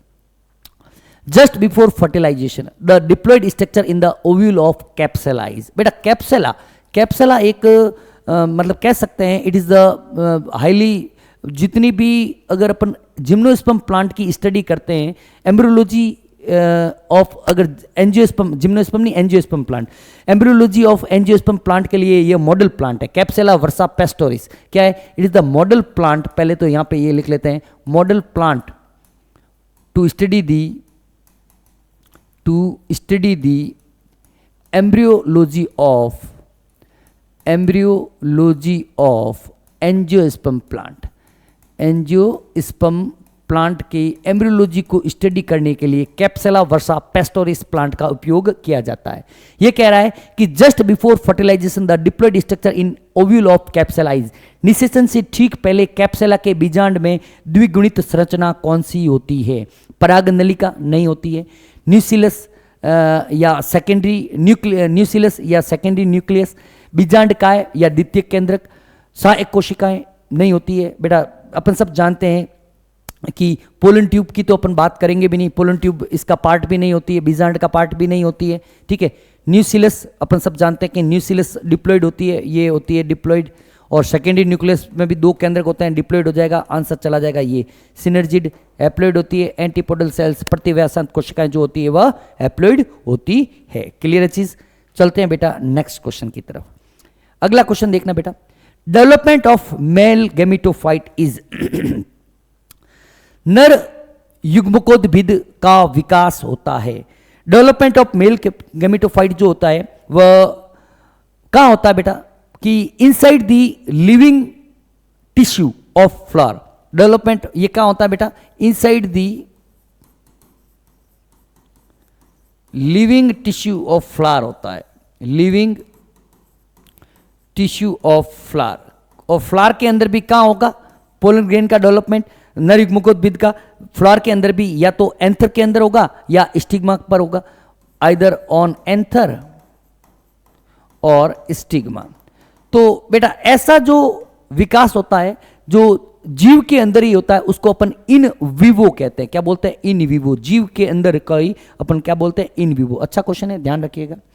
नेक्स्ट क्वेश्चन देखिएगा बेटा, आपकी स्क्रीन के ऊपर ये रहा, free nuclear division in an angiosperm take place during, एक आवर्त बीजी में मुक्त केंद्रीय विभाजन, फ्री न्यूक्लियर डिवीजन। बेटा अपन सब जानते हैं कि फ्री न्यूक्लियर डिवीजन कब होते हैं? फ्री न्यूक्लियर डिवीजन भ्रूणपोष के निर्माण के समय होते हैं। जो पेन होता है, पेन प्राइमरी एंडोस्पर्म न्यूक्लियस, क्या होता है बेटा? प्राइमरी एंडोस्पर्म जो न्यूक्लियस होते हैं इसके अंदर रिपीटेड फ्री न्यूक्लियर डिवीजन होते हैं। क्या होते हैं? रिपीटेड फ्री न्यूक्लियर डिवीजन देखने को मिलते हैं, और इससे आगे चलकर क्या बनता है बेटा? एंडोस्पर्म का निर्माण होता है। ये पेन भी 3n होगा, ये भी क्या होगा बेटा? 3n होगा।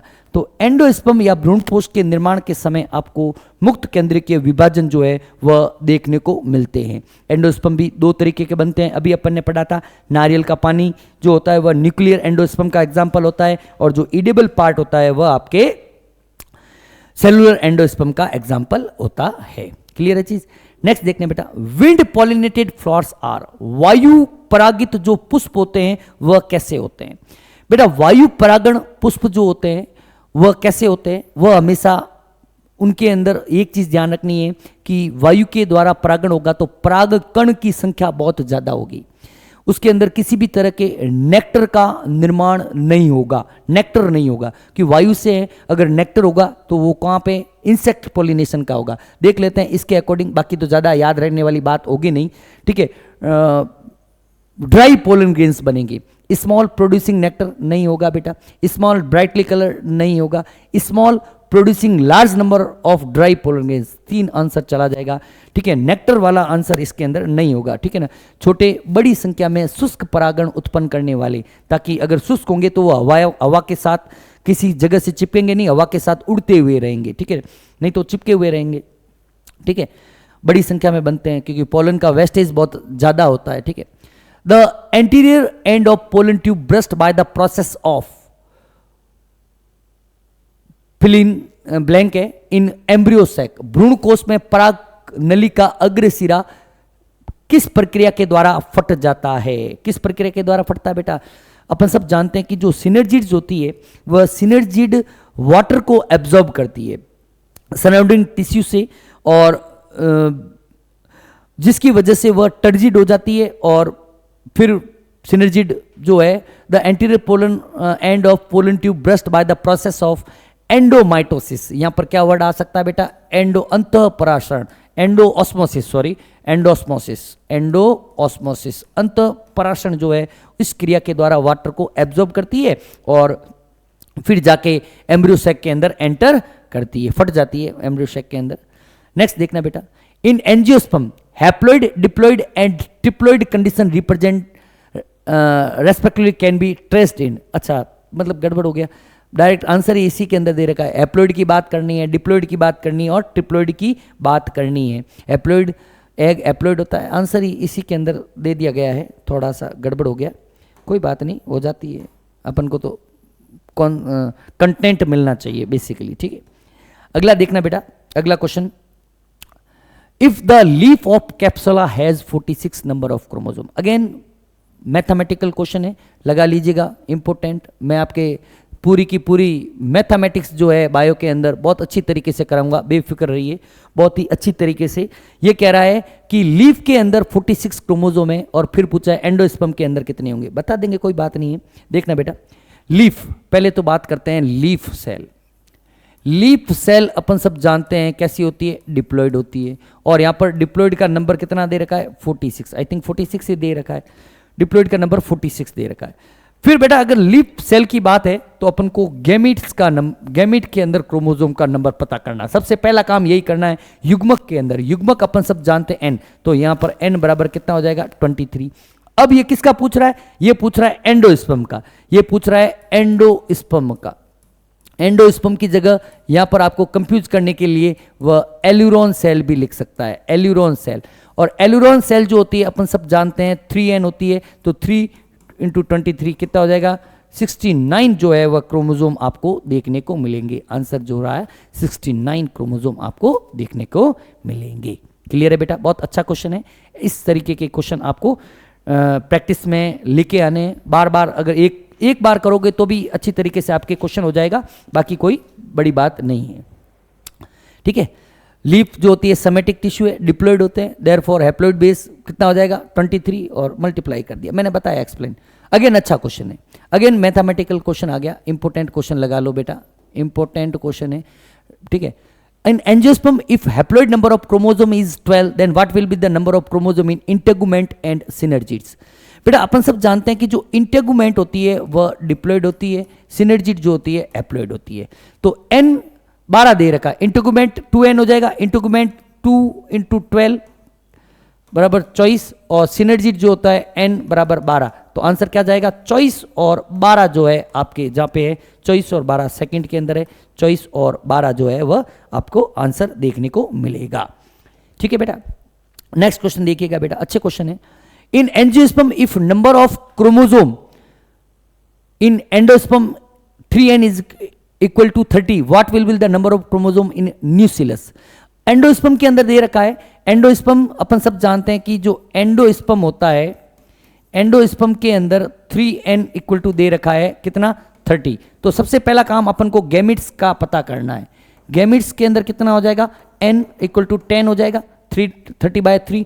और अब पूछ रहा है न्यूसिलस के अंदर, न्यूसिलस अपन सब जानते हैं कि न्यूसिलस कितनी कैसी होती है बेटा, 2n होती है। तो यहाँ पर क्या चला जाएगा, 2 × 10 बराबर 20 गुणसूत्र आपको देखने को मिलेंगे। अगेन अच्छा क्वेश्चन आपको देखने को मिला है, ठीक है। मैथमेटिक इंपोर्टेंट लगा लो क्वेश्चन को, इंपोर्टेंट क्वेश्चन क्या है बेटा, इंपोर्टेंट क्वेश्चन है। पानी पी लेता हूं बेटा। नेक्स्ट देखना बेटा,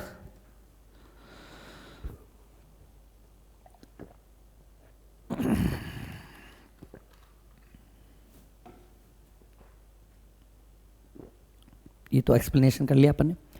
how many meiotic divisions are necessary for the formation of 100 functional megaspores. 100 क्रियाशील गुरु बीजाणुओं के निर्माण के लिए कितने अर्धसूत्री विभाजन की आवश्यकता होती है। बेटा ये चीज आप लोग ध्यान रखना कि एंजियोस्पर्म प्लांट के अंदर एक मियोसिस से एक ही फंक्शनल मेगास्पोर्स बनता है। एक चीज ध्यान रखना, in angiosperm plant, again important question है, स्टार लगा दीजिए, ठीक है। इन एंजियोस्पर्म प्लांट, बहुत इंपोर्टेंट क्वेश्चन है, ध्यान रखना। 1 meiosis always give rise to 1 functional megaspore की बात कर रहा है। फंक्शनल मेगास्पोर, फंक्शनल क्रियाशील गुरु बीजाणु किसकी बात कर रहा है? Functional megaspore, functional megaspore. तो यहां पर 100 चाहिए, तो 100 के लिए अपन को क्या कितने चाहिए बेटा? 100 ही मियोसिस की आवश्यकता होगी। Is that clear? Then come on the next question. The seeds of which type of plant have no dormancy? किस प्रकार के पौधों के बीजों में प्रसुप्ति या सीड डॉर्मेंसी जो है वह देखने को नहीं मिलती। ठीक है, देखिएगा बेटा, किस प्रकार के बीजों के अंदर आपको प्रसुप्ति देखने को नहीं मिलेगी। एक कह रहा है जीरोफाइट्स प्लांट जिसको बोलते हैं मरुद्भिद, दूसरा कह रहा है मीजोफाइट्स प्लांट जिसको बोलते हैं समोद्भिद, हेलोफाइट्स एंड हाइड्रोफाइट्स, लवण मर्दोद्भिद और जलोद्भिद, और अगला कह रहा है मैंग्रोव। तो बेटा देखो, मैंग्रोव जो प्लांट होते हैं, मैंग्रोव वनस्पति, ऐसी वनस्पति जो दलदली इलाकों के अंदर पाई जाएगी। बेटा जो इसका आंसर तो बेसिकली बेटा मैंग्रोव ही होगा। थोड़ा इसी में बात कर लेता हूं कि मैंग्रोव जो प्लांट होते हैं, मैंग्रोव प्लांट के अंदर विविपेरी देखने को मिलती है। क्या देखने को मिलती है बेटा? विविपेरी। विविपेरी का क्या मतलब होता है? सीड जर्मिनेट हो जाते हैं while they still attached to the parent plant. Seeds germinate while still attached to the parent plant. Seed germinates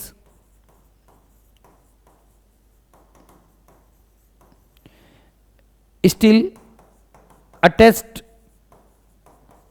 on parent plant. Parent plant के ऊपर जब फल लगे हुए होते हैं उसी पर वो क्या हो जाता है? जर्मिनेट हो जाता है, क्योंकि नीचे गिरेंगे तो नीचे गिरेंगे, दलदली इलाका होगा, दलदली इलाकों के अंदर सीड जो है वह खत्म हो जाएगा, तो किसी तरह की डोरमेंसी आपको देखने को नहीं मिलेगी।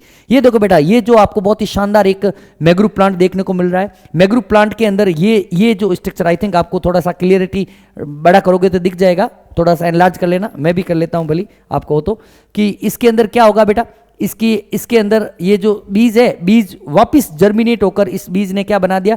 यहीं पे प्लांट बना दिया, और बीज अभी तक शाखा के ऊपर लगा हुआ है। इसी को अपन लोग क्या बोलते हैं बेटा? विविपेरी कहते हैं। क्या कहते हैं बेटा? विविपेरी। ठीक है, then come on the next question. Parietal in origin and in the innermost layer of anther wall, modified endothecium of anther wall, outer most layer of sporogenous modification. ये क्या है? क्वेश्चन ही नहीं है बेटा, इसको डिलीट करना पड़ेगा। 103 को डिलीट किया जाए, क्वेश्चन भी नहीं, थोड़ा कट गया, कोई बात नहीं, काट देते हैं अपन भी, डिलीट कर देते हैं, तब तक मुझे भी थोड़ा सा आराम मिल जाएगा। 10 कौन सा क्वेश्चन था? 103 था, आने दो, इसको डिलीट करना है तो इसको भी डिलीट करना है। चलिए, अब आपके स्किन के ऊपर ये रहा क्वेश्चन, नया क्वेश्चन आ गया। ठीक है बेटा, which part of the reproductive structure produce both enzyme and hormone? Enzyme and hormone, टैप टप किया हुआ क्वेश्चन है। एंजाइम तो कौन सा बनेगा? कैलेज। हार्मोन कौन सा होगा? ऑक्सीन। ठीक है, अपन ने किया हुआ ऑक्सीन हार्मोन। ठीक है, कैलेज और टेपिटम जो है, इसके द्वारा दोनों ही प्रकार के हार्मोन भी बनते हैं और एंजाइम का निर्माण भी इसी के द्वारा होता है। कैलेज क्या करेगा? कैलोज बैंड को डिग्रेड करने का काम करेगा। क्या हो जाए? टेपिटम। क्लियर है? नेक्स्ट देखना बेटा, Ubisch body are produced in, Ubisch body बेटा, एक्चुअली यूबिस बॉडी जो होती है वो उसका निर्माण टेपिटल सेल्स के द्वारा होता है।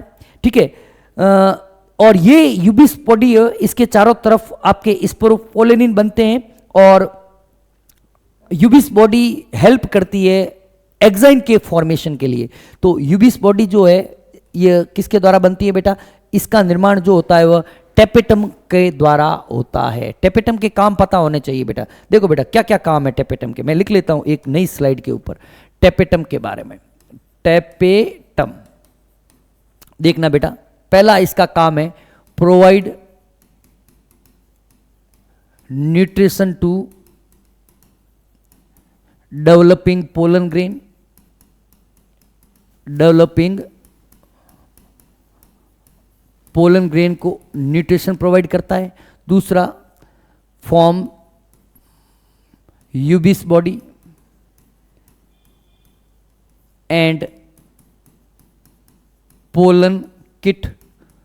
ठीक है, तीसरा सीक्रेट्स हार्मोन, हार्मोन कौन सा, IAA या ऑक्सिन, एंड एंजाइम, एंजाइम कौन सा, एंजाइम आपके आ जाएगा कैलेज, कौन सा आ जाएगा कैलेज। और क्या करता है, ठीक है, पोलन किट का यूबिस बॉडी का बस यही है काम, टेपिटल सेल्स, ठीक है बेटा, टेपिटल सेल्स, यही इंपोर्टेंट जो काम है अपन ने लिख लिए हैं, यूबिस बॉडी, पोलन किट, हार्मोन, ठीक है, अपन ने पढ़ लिए, ठीक है, ये थोड़ा आपको ध्यान रखना है। यूबिस कोई इन ग्रासेस, ग्रास की बात कर रहा है, what happen in microspore mother cell for the formation of mature pollen grain. घास में, घास अपन सब जानते हैं कि घास कैसी होती है बेटा, एक बीजपत्री होती है, कैसी होती है, एक बीजपत्री है, मोनोकॉट प्लांट है। ग्रास कैसा है बेटा, मोनोकॉट प्लांट है, मोनोकॉट प्लांट जो होते हैं वह ग्रासेज होते हैं। के निर्माण के लिए लघु बीजाणु मात्र कोशिका में क्या होता है बेटा, अपन सब जानते हैं कि माइक्रोस्पोर मदर सेल के अंदर एक बार तो मियोसिस होगा और 3 बार निरंतर समसूत्री विभाजन होगा। 3 बार क्या, 2 बार, 1 बार अर्धसूत्री विभाजन और 2 बार समसूत्री विभाजन।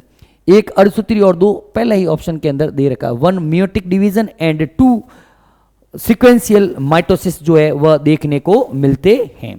चलें आगे, अगला क्वेश्चन देखिएगा बेटा, ये रहा आपकी स्क्रीन के ऊपर। The arrangement of nuclei in normal embryo sac in the dicot plant is, कैसे होते हैं बेटा, 3 + 2 + 3, 3 तो क्या हो जाएंगे बेटा एंटीपोडल, 3 तो क्या हो जाएंगे एंटीपोडल, 2 क्या हो जाएंगे सेकेंडरी न्यूक्लियस, न्यूक्लियस, ये क्या हो जाएगा, ये हो जाएगा आपके एग एपरेटस, ठीक है, ये आपको ध्यान रखना है।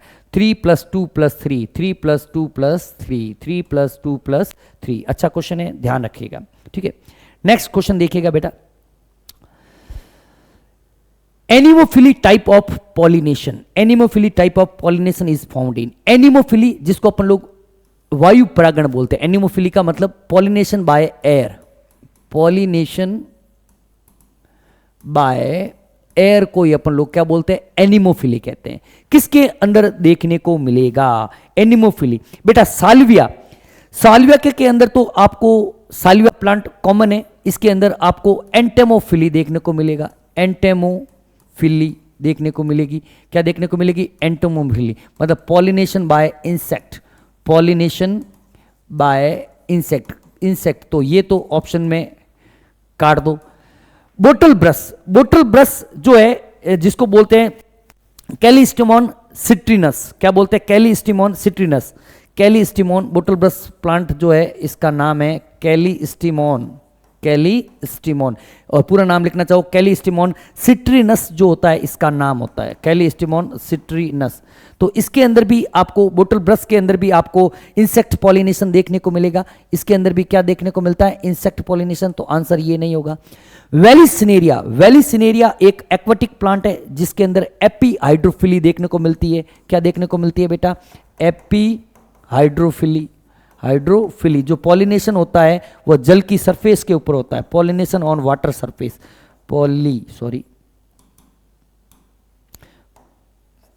Pollination above water surface, above water surface. तो पीछे क्या बच गया अपने, पीछे बच गया आपके कोकोनट, ये भी नहीं होगा। नारियल के अंदर आपको देखने को मिलेगा एनिमोफिली, वायु परागण जो होता है वह देखने को मिलता है। क्लियर है, चलते हैं नेक्स्ट क्वेश्चन की तरफ। नेक्स्ट क्वेश्चन आपकी स्क्रीन के ऊपर, double fertilization involves, double fertilization में क्या होता है बेटा कि अपन सब जानते हैं कि 2 मेल गैमीट होते हैं, एक मेल गैमीट तो आपके सेकेंड एग सेल के साथ फ्यूज होता है और दूसरा मेल गैमीट किसके साथ फ्यूज होता है सेकेंडरी न्यूक्लियस के साथ। देख लेते हैं, fertilization of the egg by 2 male gamete, नहीं बेटा ऐसा नहीं होता है। 2 नर युग्मकों द्वारा अंड का निषेचन, बिल्कुल ऐसा नहीं होता है। एक पराग नलिका द्वारा लाए गए 2 शुक्राणुओं द्वारा एक ही भ्रूणकोश में 2 अंडों का निर्माण, ऐसा भी नहीं होता है। Fertilization of 2 eggs in the same embryo sac by 2 sperm brought by 1 pollen tube, ऐसा भी नहीं है। विभिन्न पराग नलिकाओं द्वारा लाए गए, विभिन्न पराग नलिकाएं होती ही नहीं है, बिना पढ़े आंसर क्या लगा दो, 4, पढ़ना है तो पढ़ लो। एक ही पराग नलिका द्वारा लाए गए 2 शुक्राणुओं द्वारा अंड और केंद्र के कोशिका का निषेचन। ठीक है बेटा, कोई दिक्कत? बढ़ते हैं आगे की तरफ, इसी को अपन लोग डबल फर्टिलाइजेशन कहते हैं। अगला क्वेश्चन देखिएगा बेटा, अगला क्वेश्चन आपके स्क्रीन के ऊपर ये रहा, Ubisch body are associated with the development of, Ubisch body के द्वारा किसका निर्माण होता है बेटा, पोलन ग्रेन परागकण। और यूबिस बॉडी का निर्माण कौन करता है बेटा, टेपेटल सेल करती है। टेपेटम की जो सेल्स होती है, टेपेटम सेल्स के द्वारा यूबिस बॉडी का निर्माण होता है, जो क्या करती है, इसके चारों तरफ स्पोरोपोलेनिन बनाती है, एक्साइन का निर्माण होता है। अभी अपन ने पढ़ा है, ज्यादा डिटेल में जाना नहीं है। How many cells of nuclei are present in mature male gametophyte, एक कैप्सेला के परिपक्व नरयुग्मकोद्भिद में कितनी कोशिकाएं पाई जाती है।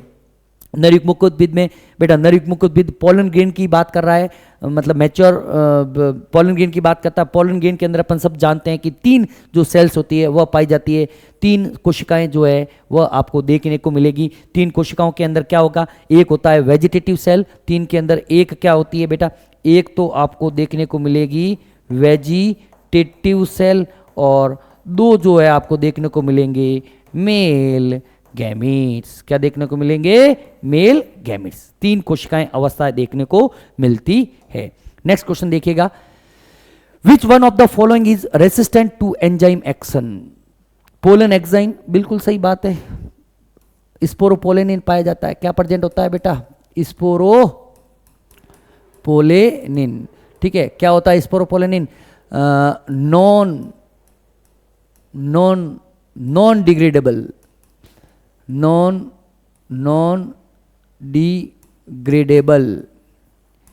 Organic material. कैसा है बेटा, ऑर्गेनिक मटेरियल है, ऑर्गेनिक स्पोरोपोलेनिन। ठीक है, परागकण की बाह्य चोल, कोई दिक्कत नहीं है। चलिए नेक्स्ट क्वेश्चन की तरफ बात करते हैं। पराग नलिका किससे विकसित होती है। क्या इजी क्वेश्चन देने लगे। जनरेटिव सेल, जनन कोशिका, नर युग्मक, या वेजिटेटिव सेल। वेजिटेटिव सेल से ही होती है बेटा, वेजिटेटिव सेल से जो होती है उसका निर्माण होता है।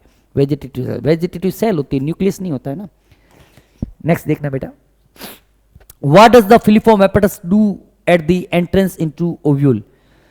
बीजांड के प्रवेश द्वार पर तंतुमय उपकरण क्या कार्य करता है। पहली बात, तंतुमय उपकरण किसके ऊपर होते हैं, ऑन सिनर्जिड्स होते हैं। सिनर्जिड्स के ऊपर तंतुमय उपकरण पाए जाते हैं।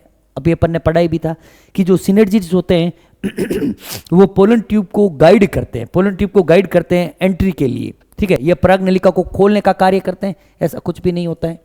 It bring about opening of pollen tube, ऐसा कुछ भी नहीं है। यह पराग नलिका को सहायक कोशिका से अंड कोशिका तक निर्देशित करते हैं, सहायक कोशिका से अंड कोशिका तक नहीं। यह पराग नलिका को सहायक कोशिका में प्रवेश के लिए 3 नंबर जो ऑप्शन है, it help in the entry of pollen tube into synergids. Synergid के अंदर एंट्री को गाइड करने का काम करते हैं। विच of the following is the tallest flower. बेटा, टॉलेस्ट फ्लावर जो होता है अपन सब जानते हैं कि टॉलेस्ट फ्लावर आपको एमॉर्फोफेलस प्लांट के अंदर देखने को मिलते हैं, जिसके अंदर लगभग 6 फीट लंबा जो है आपको फ्लावर देखने को मिलता है। एमॉर्फोफेलस 6 feet long, 6 feet at least 6 feet long जो है फ्लावर जो है देखने को मिलता है। कोई पूछे लार्जेस्ट फ्लावर किसका होता है बेटा, लार्जेस्ट फ्लावर आपको देखने को मिलता है किसके अंदर, रेफ्लेसिया प्लांट के अंदर। रेफ्लेसिया प्लांट जो होता है उसके अंदर आपको देखने को मिलेगा रेफ्लेसिया प्लांट। लार्जेस्ट और लॉन्गेस्ट जो होता है वह एमॉर्फोफिलस प्लांट के अंदर देखने को मिलता है। लगभग 6 फीट हाइट होती है। ये फ्लावर जो है लगभग 6 फीट हाइट, ह्यूमन की हाइट से भी लगभग काफी लंबा होता है। नेक्स्ट क्वेश्चन देखना बेटा, endosperm is form during the double fertilization by. Endosperm का निर्माण कब होता है कि जब एक मेल गैमीट जो होता है 2 पोलर न्यूक्लियर के साथ या 2 सेकेंडरी न्यूक्लियस के साथ फ्यूज होता है। 2 polar nuclear and 1 male gamete, पहला ऑप्शन ही आपके आंसर का चला जाएगा। नेक्स्ट क्वेश्चन देखिएगा बेटा, नेक्स्ट क्वेश्चन देखना। 1 मिनट बेटा।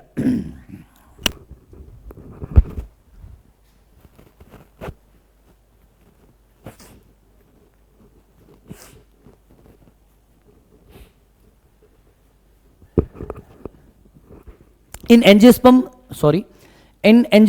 pollen tube liberate there male gametes into the. आवृतबीजी में पराग नलिका अपने नर युग्मकों को किसके अंदर छोड़ती है? किसके अंदर छोड़ती है बेटा?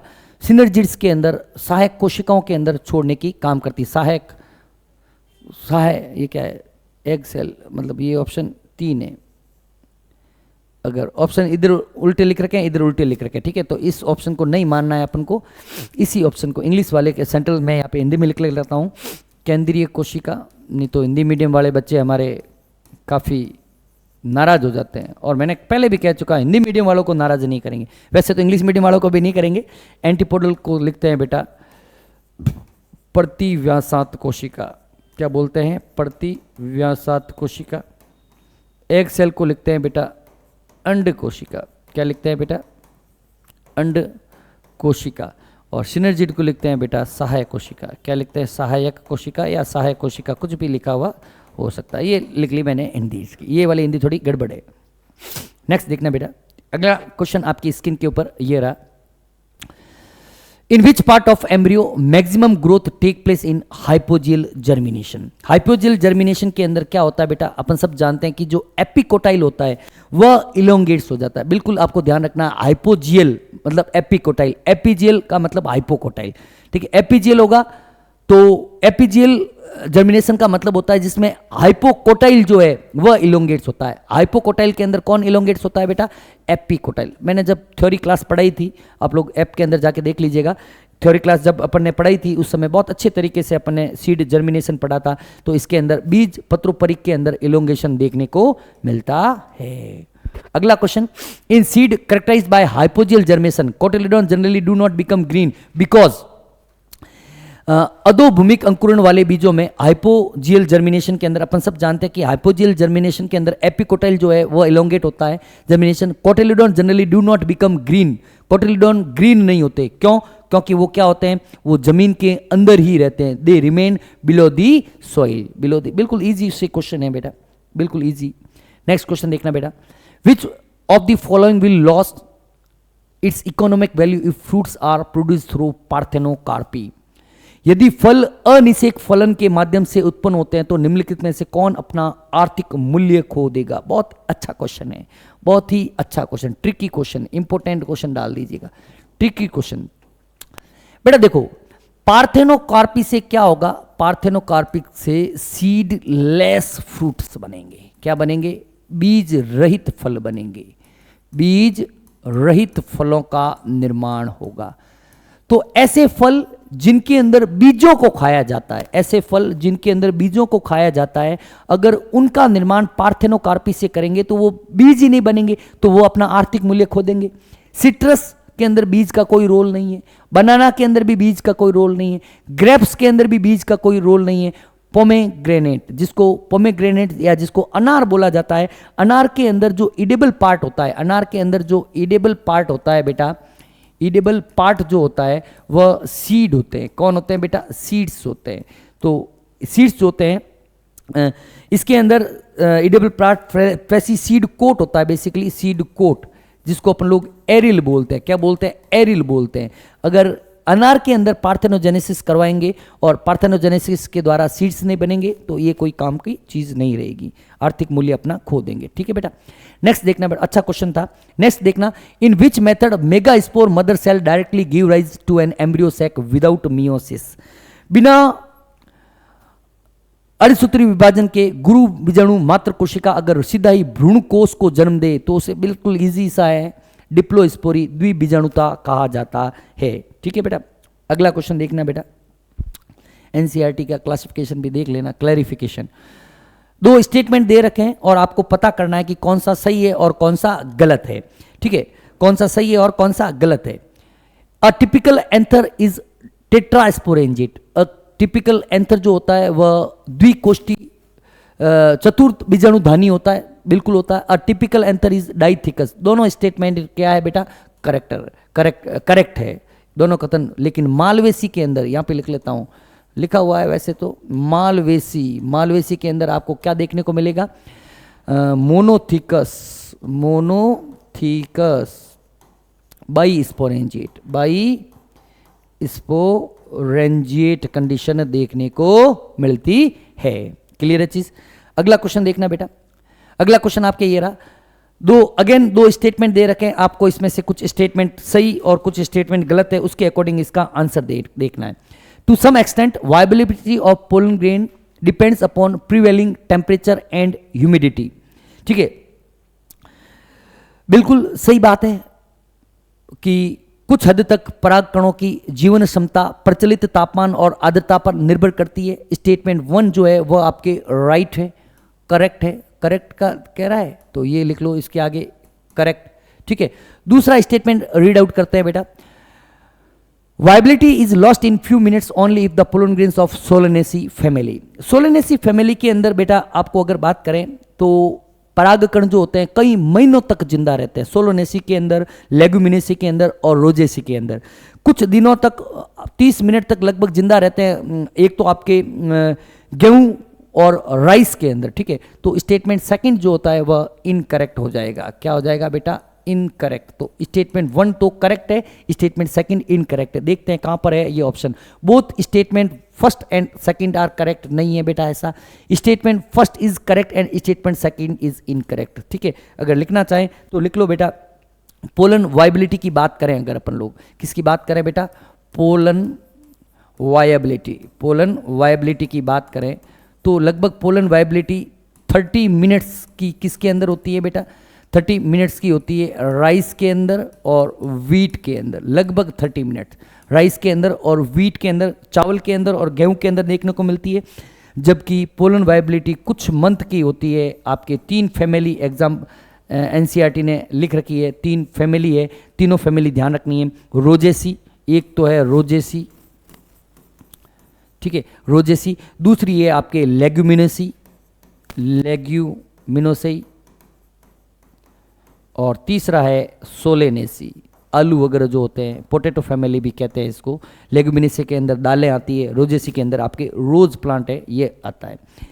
ठीक है, अगला क्वेश्चन देखना बेटा, अगेन कुछ चीज़ें आपको एसेसन और रीजन वाला क्वेश्चन है, दोनों अच्छे ढंग से पढ़ने हैं, बहुत अच्छा क्वेश्चन बनता है इस तरीके का।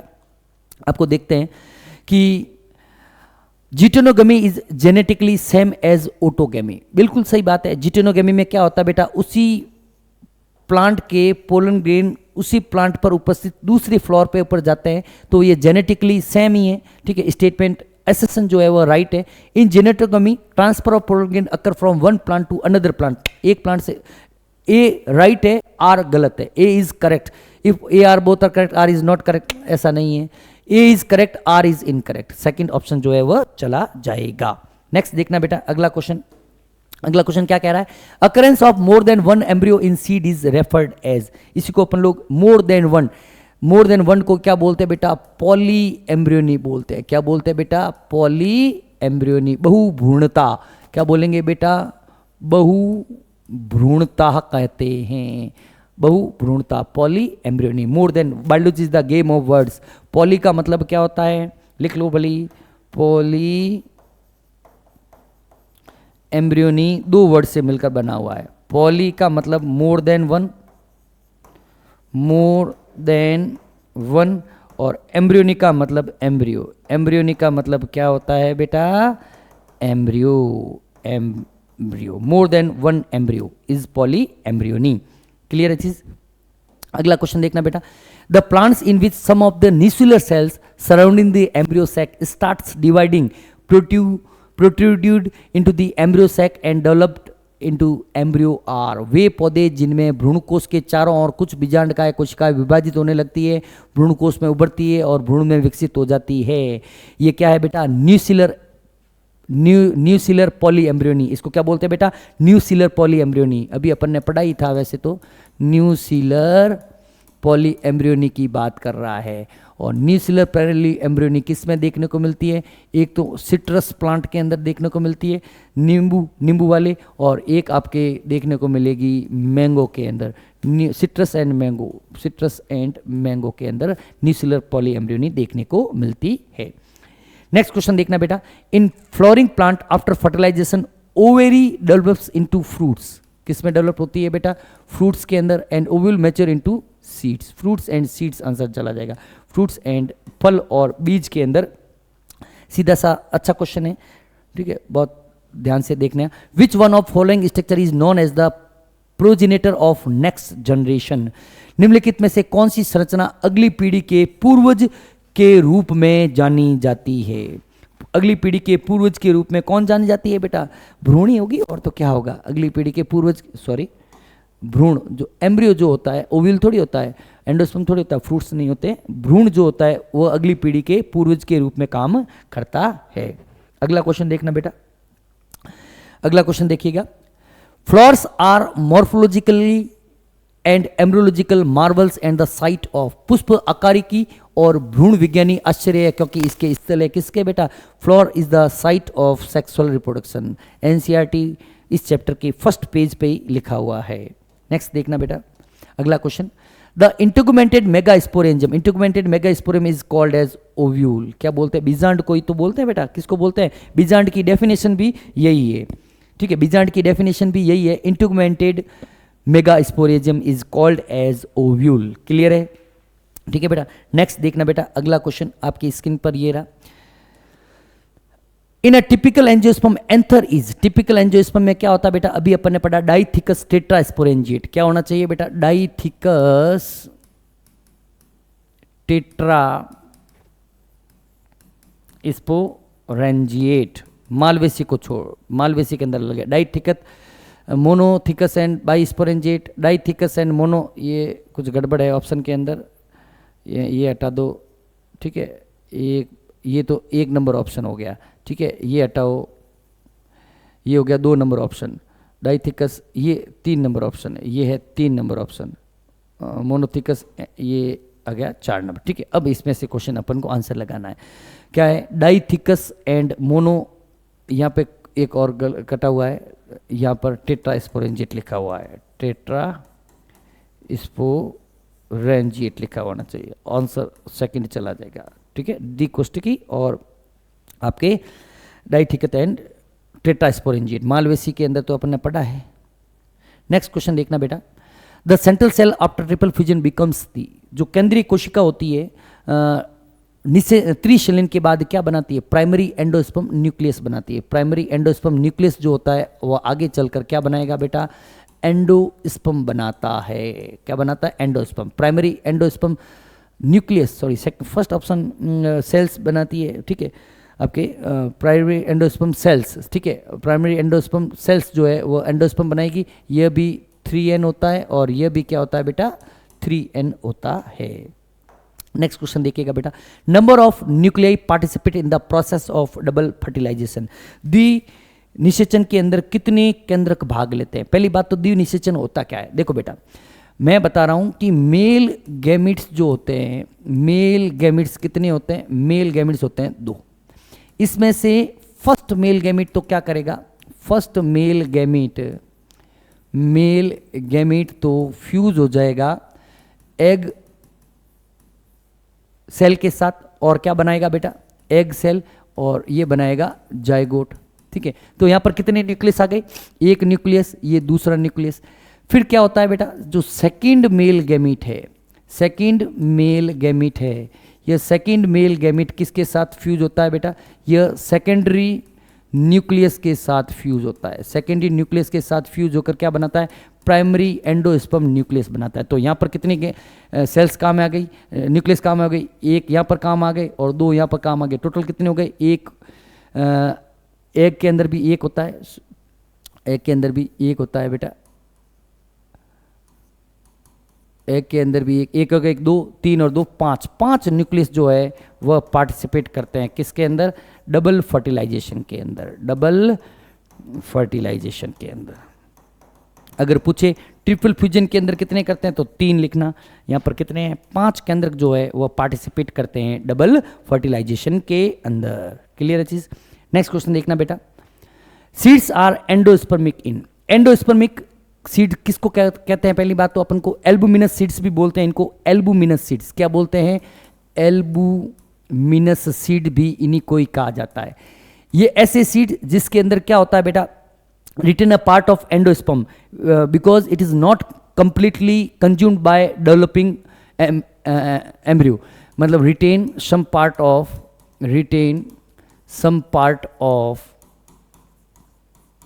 part of endosperm, retains some part of endosperm, because it is not completely consumed during embryonic development, because it is not completely consumed during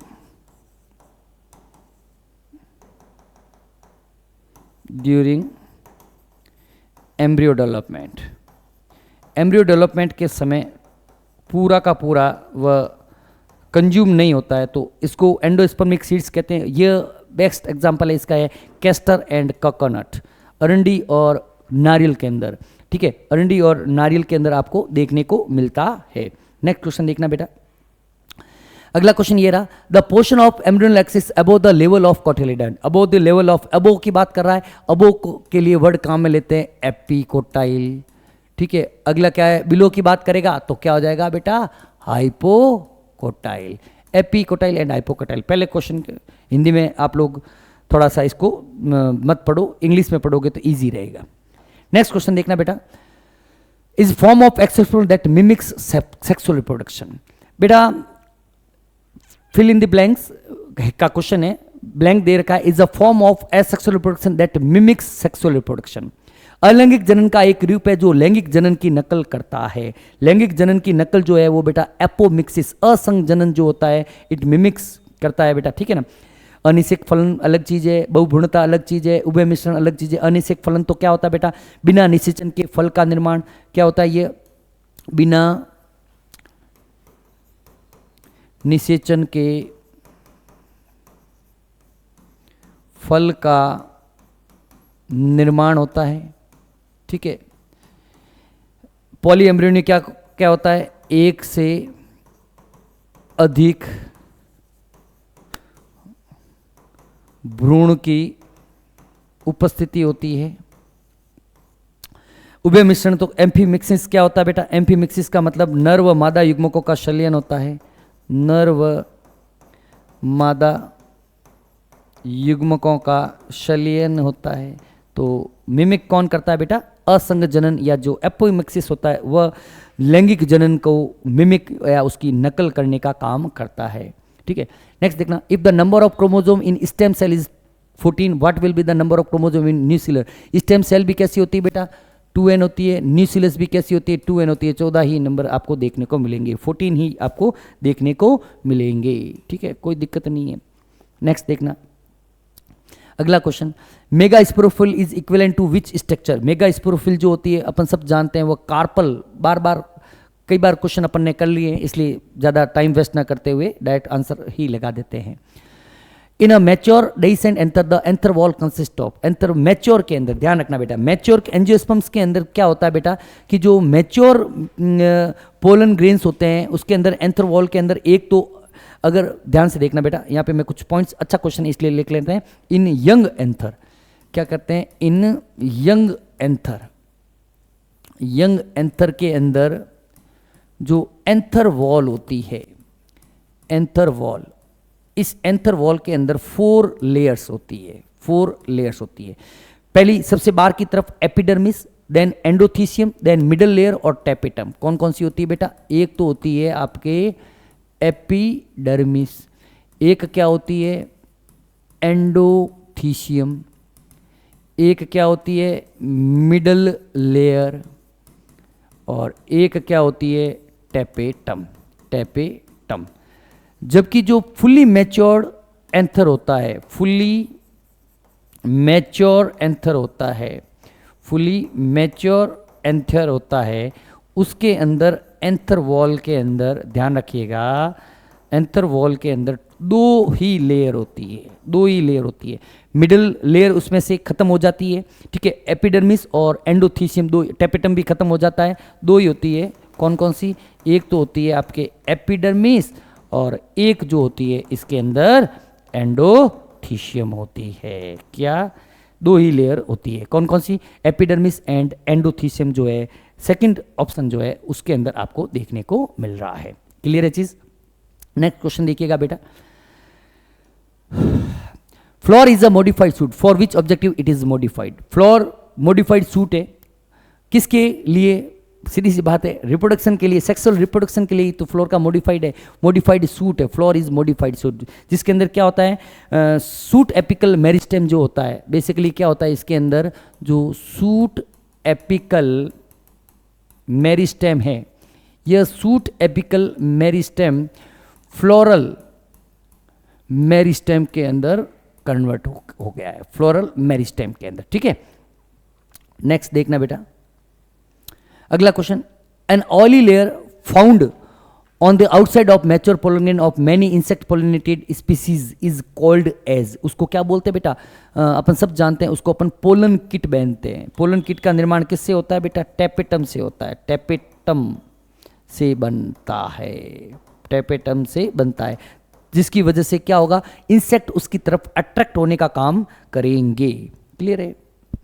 next question देखना बेटा, स्पोरोपोलिन के संबंध में निम्नलिखित में से कौन सा कथन सत्य है? बहुत अच्छा क्वेश्चन है। विच of the following statement regarding sporopollenin is true? मैं इस क्वेश्चन को अच्छा मानूंगा, इंपोर्टेंट क्वेश्चन लगा दीजिएगा बेटा, बहुत अच्छा क्वेश्चन, आराम से देखना बेटा। Exine is made up of sporopollenin, सत्य की बात कर रहा है तो अपन लिख लेते हैं, ये क्या है बेटा? ट्रू है। बाह्य चोल स्पोरोपोलिन का बना होता है, बिल्कुल सही बात है।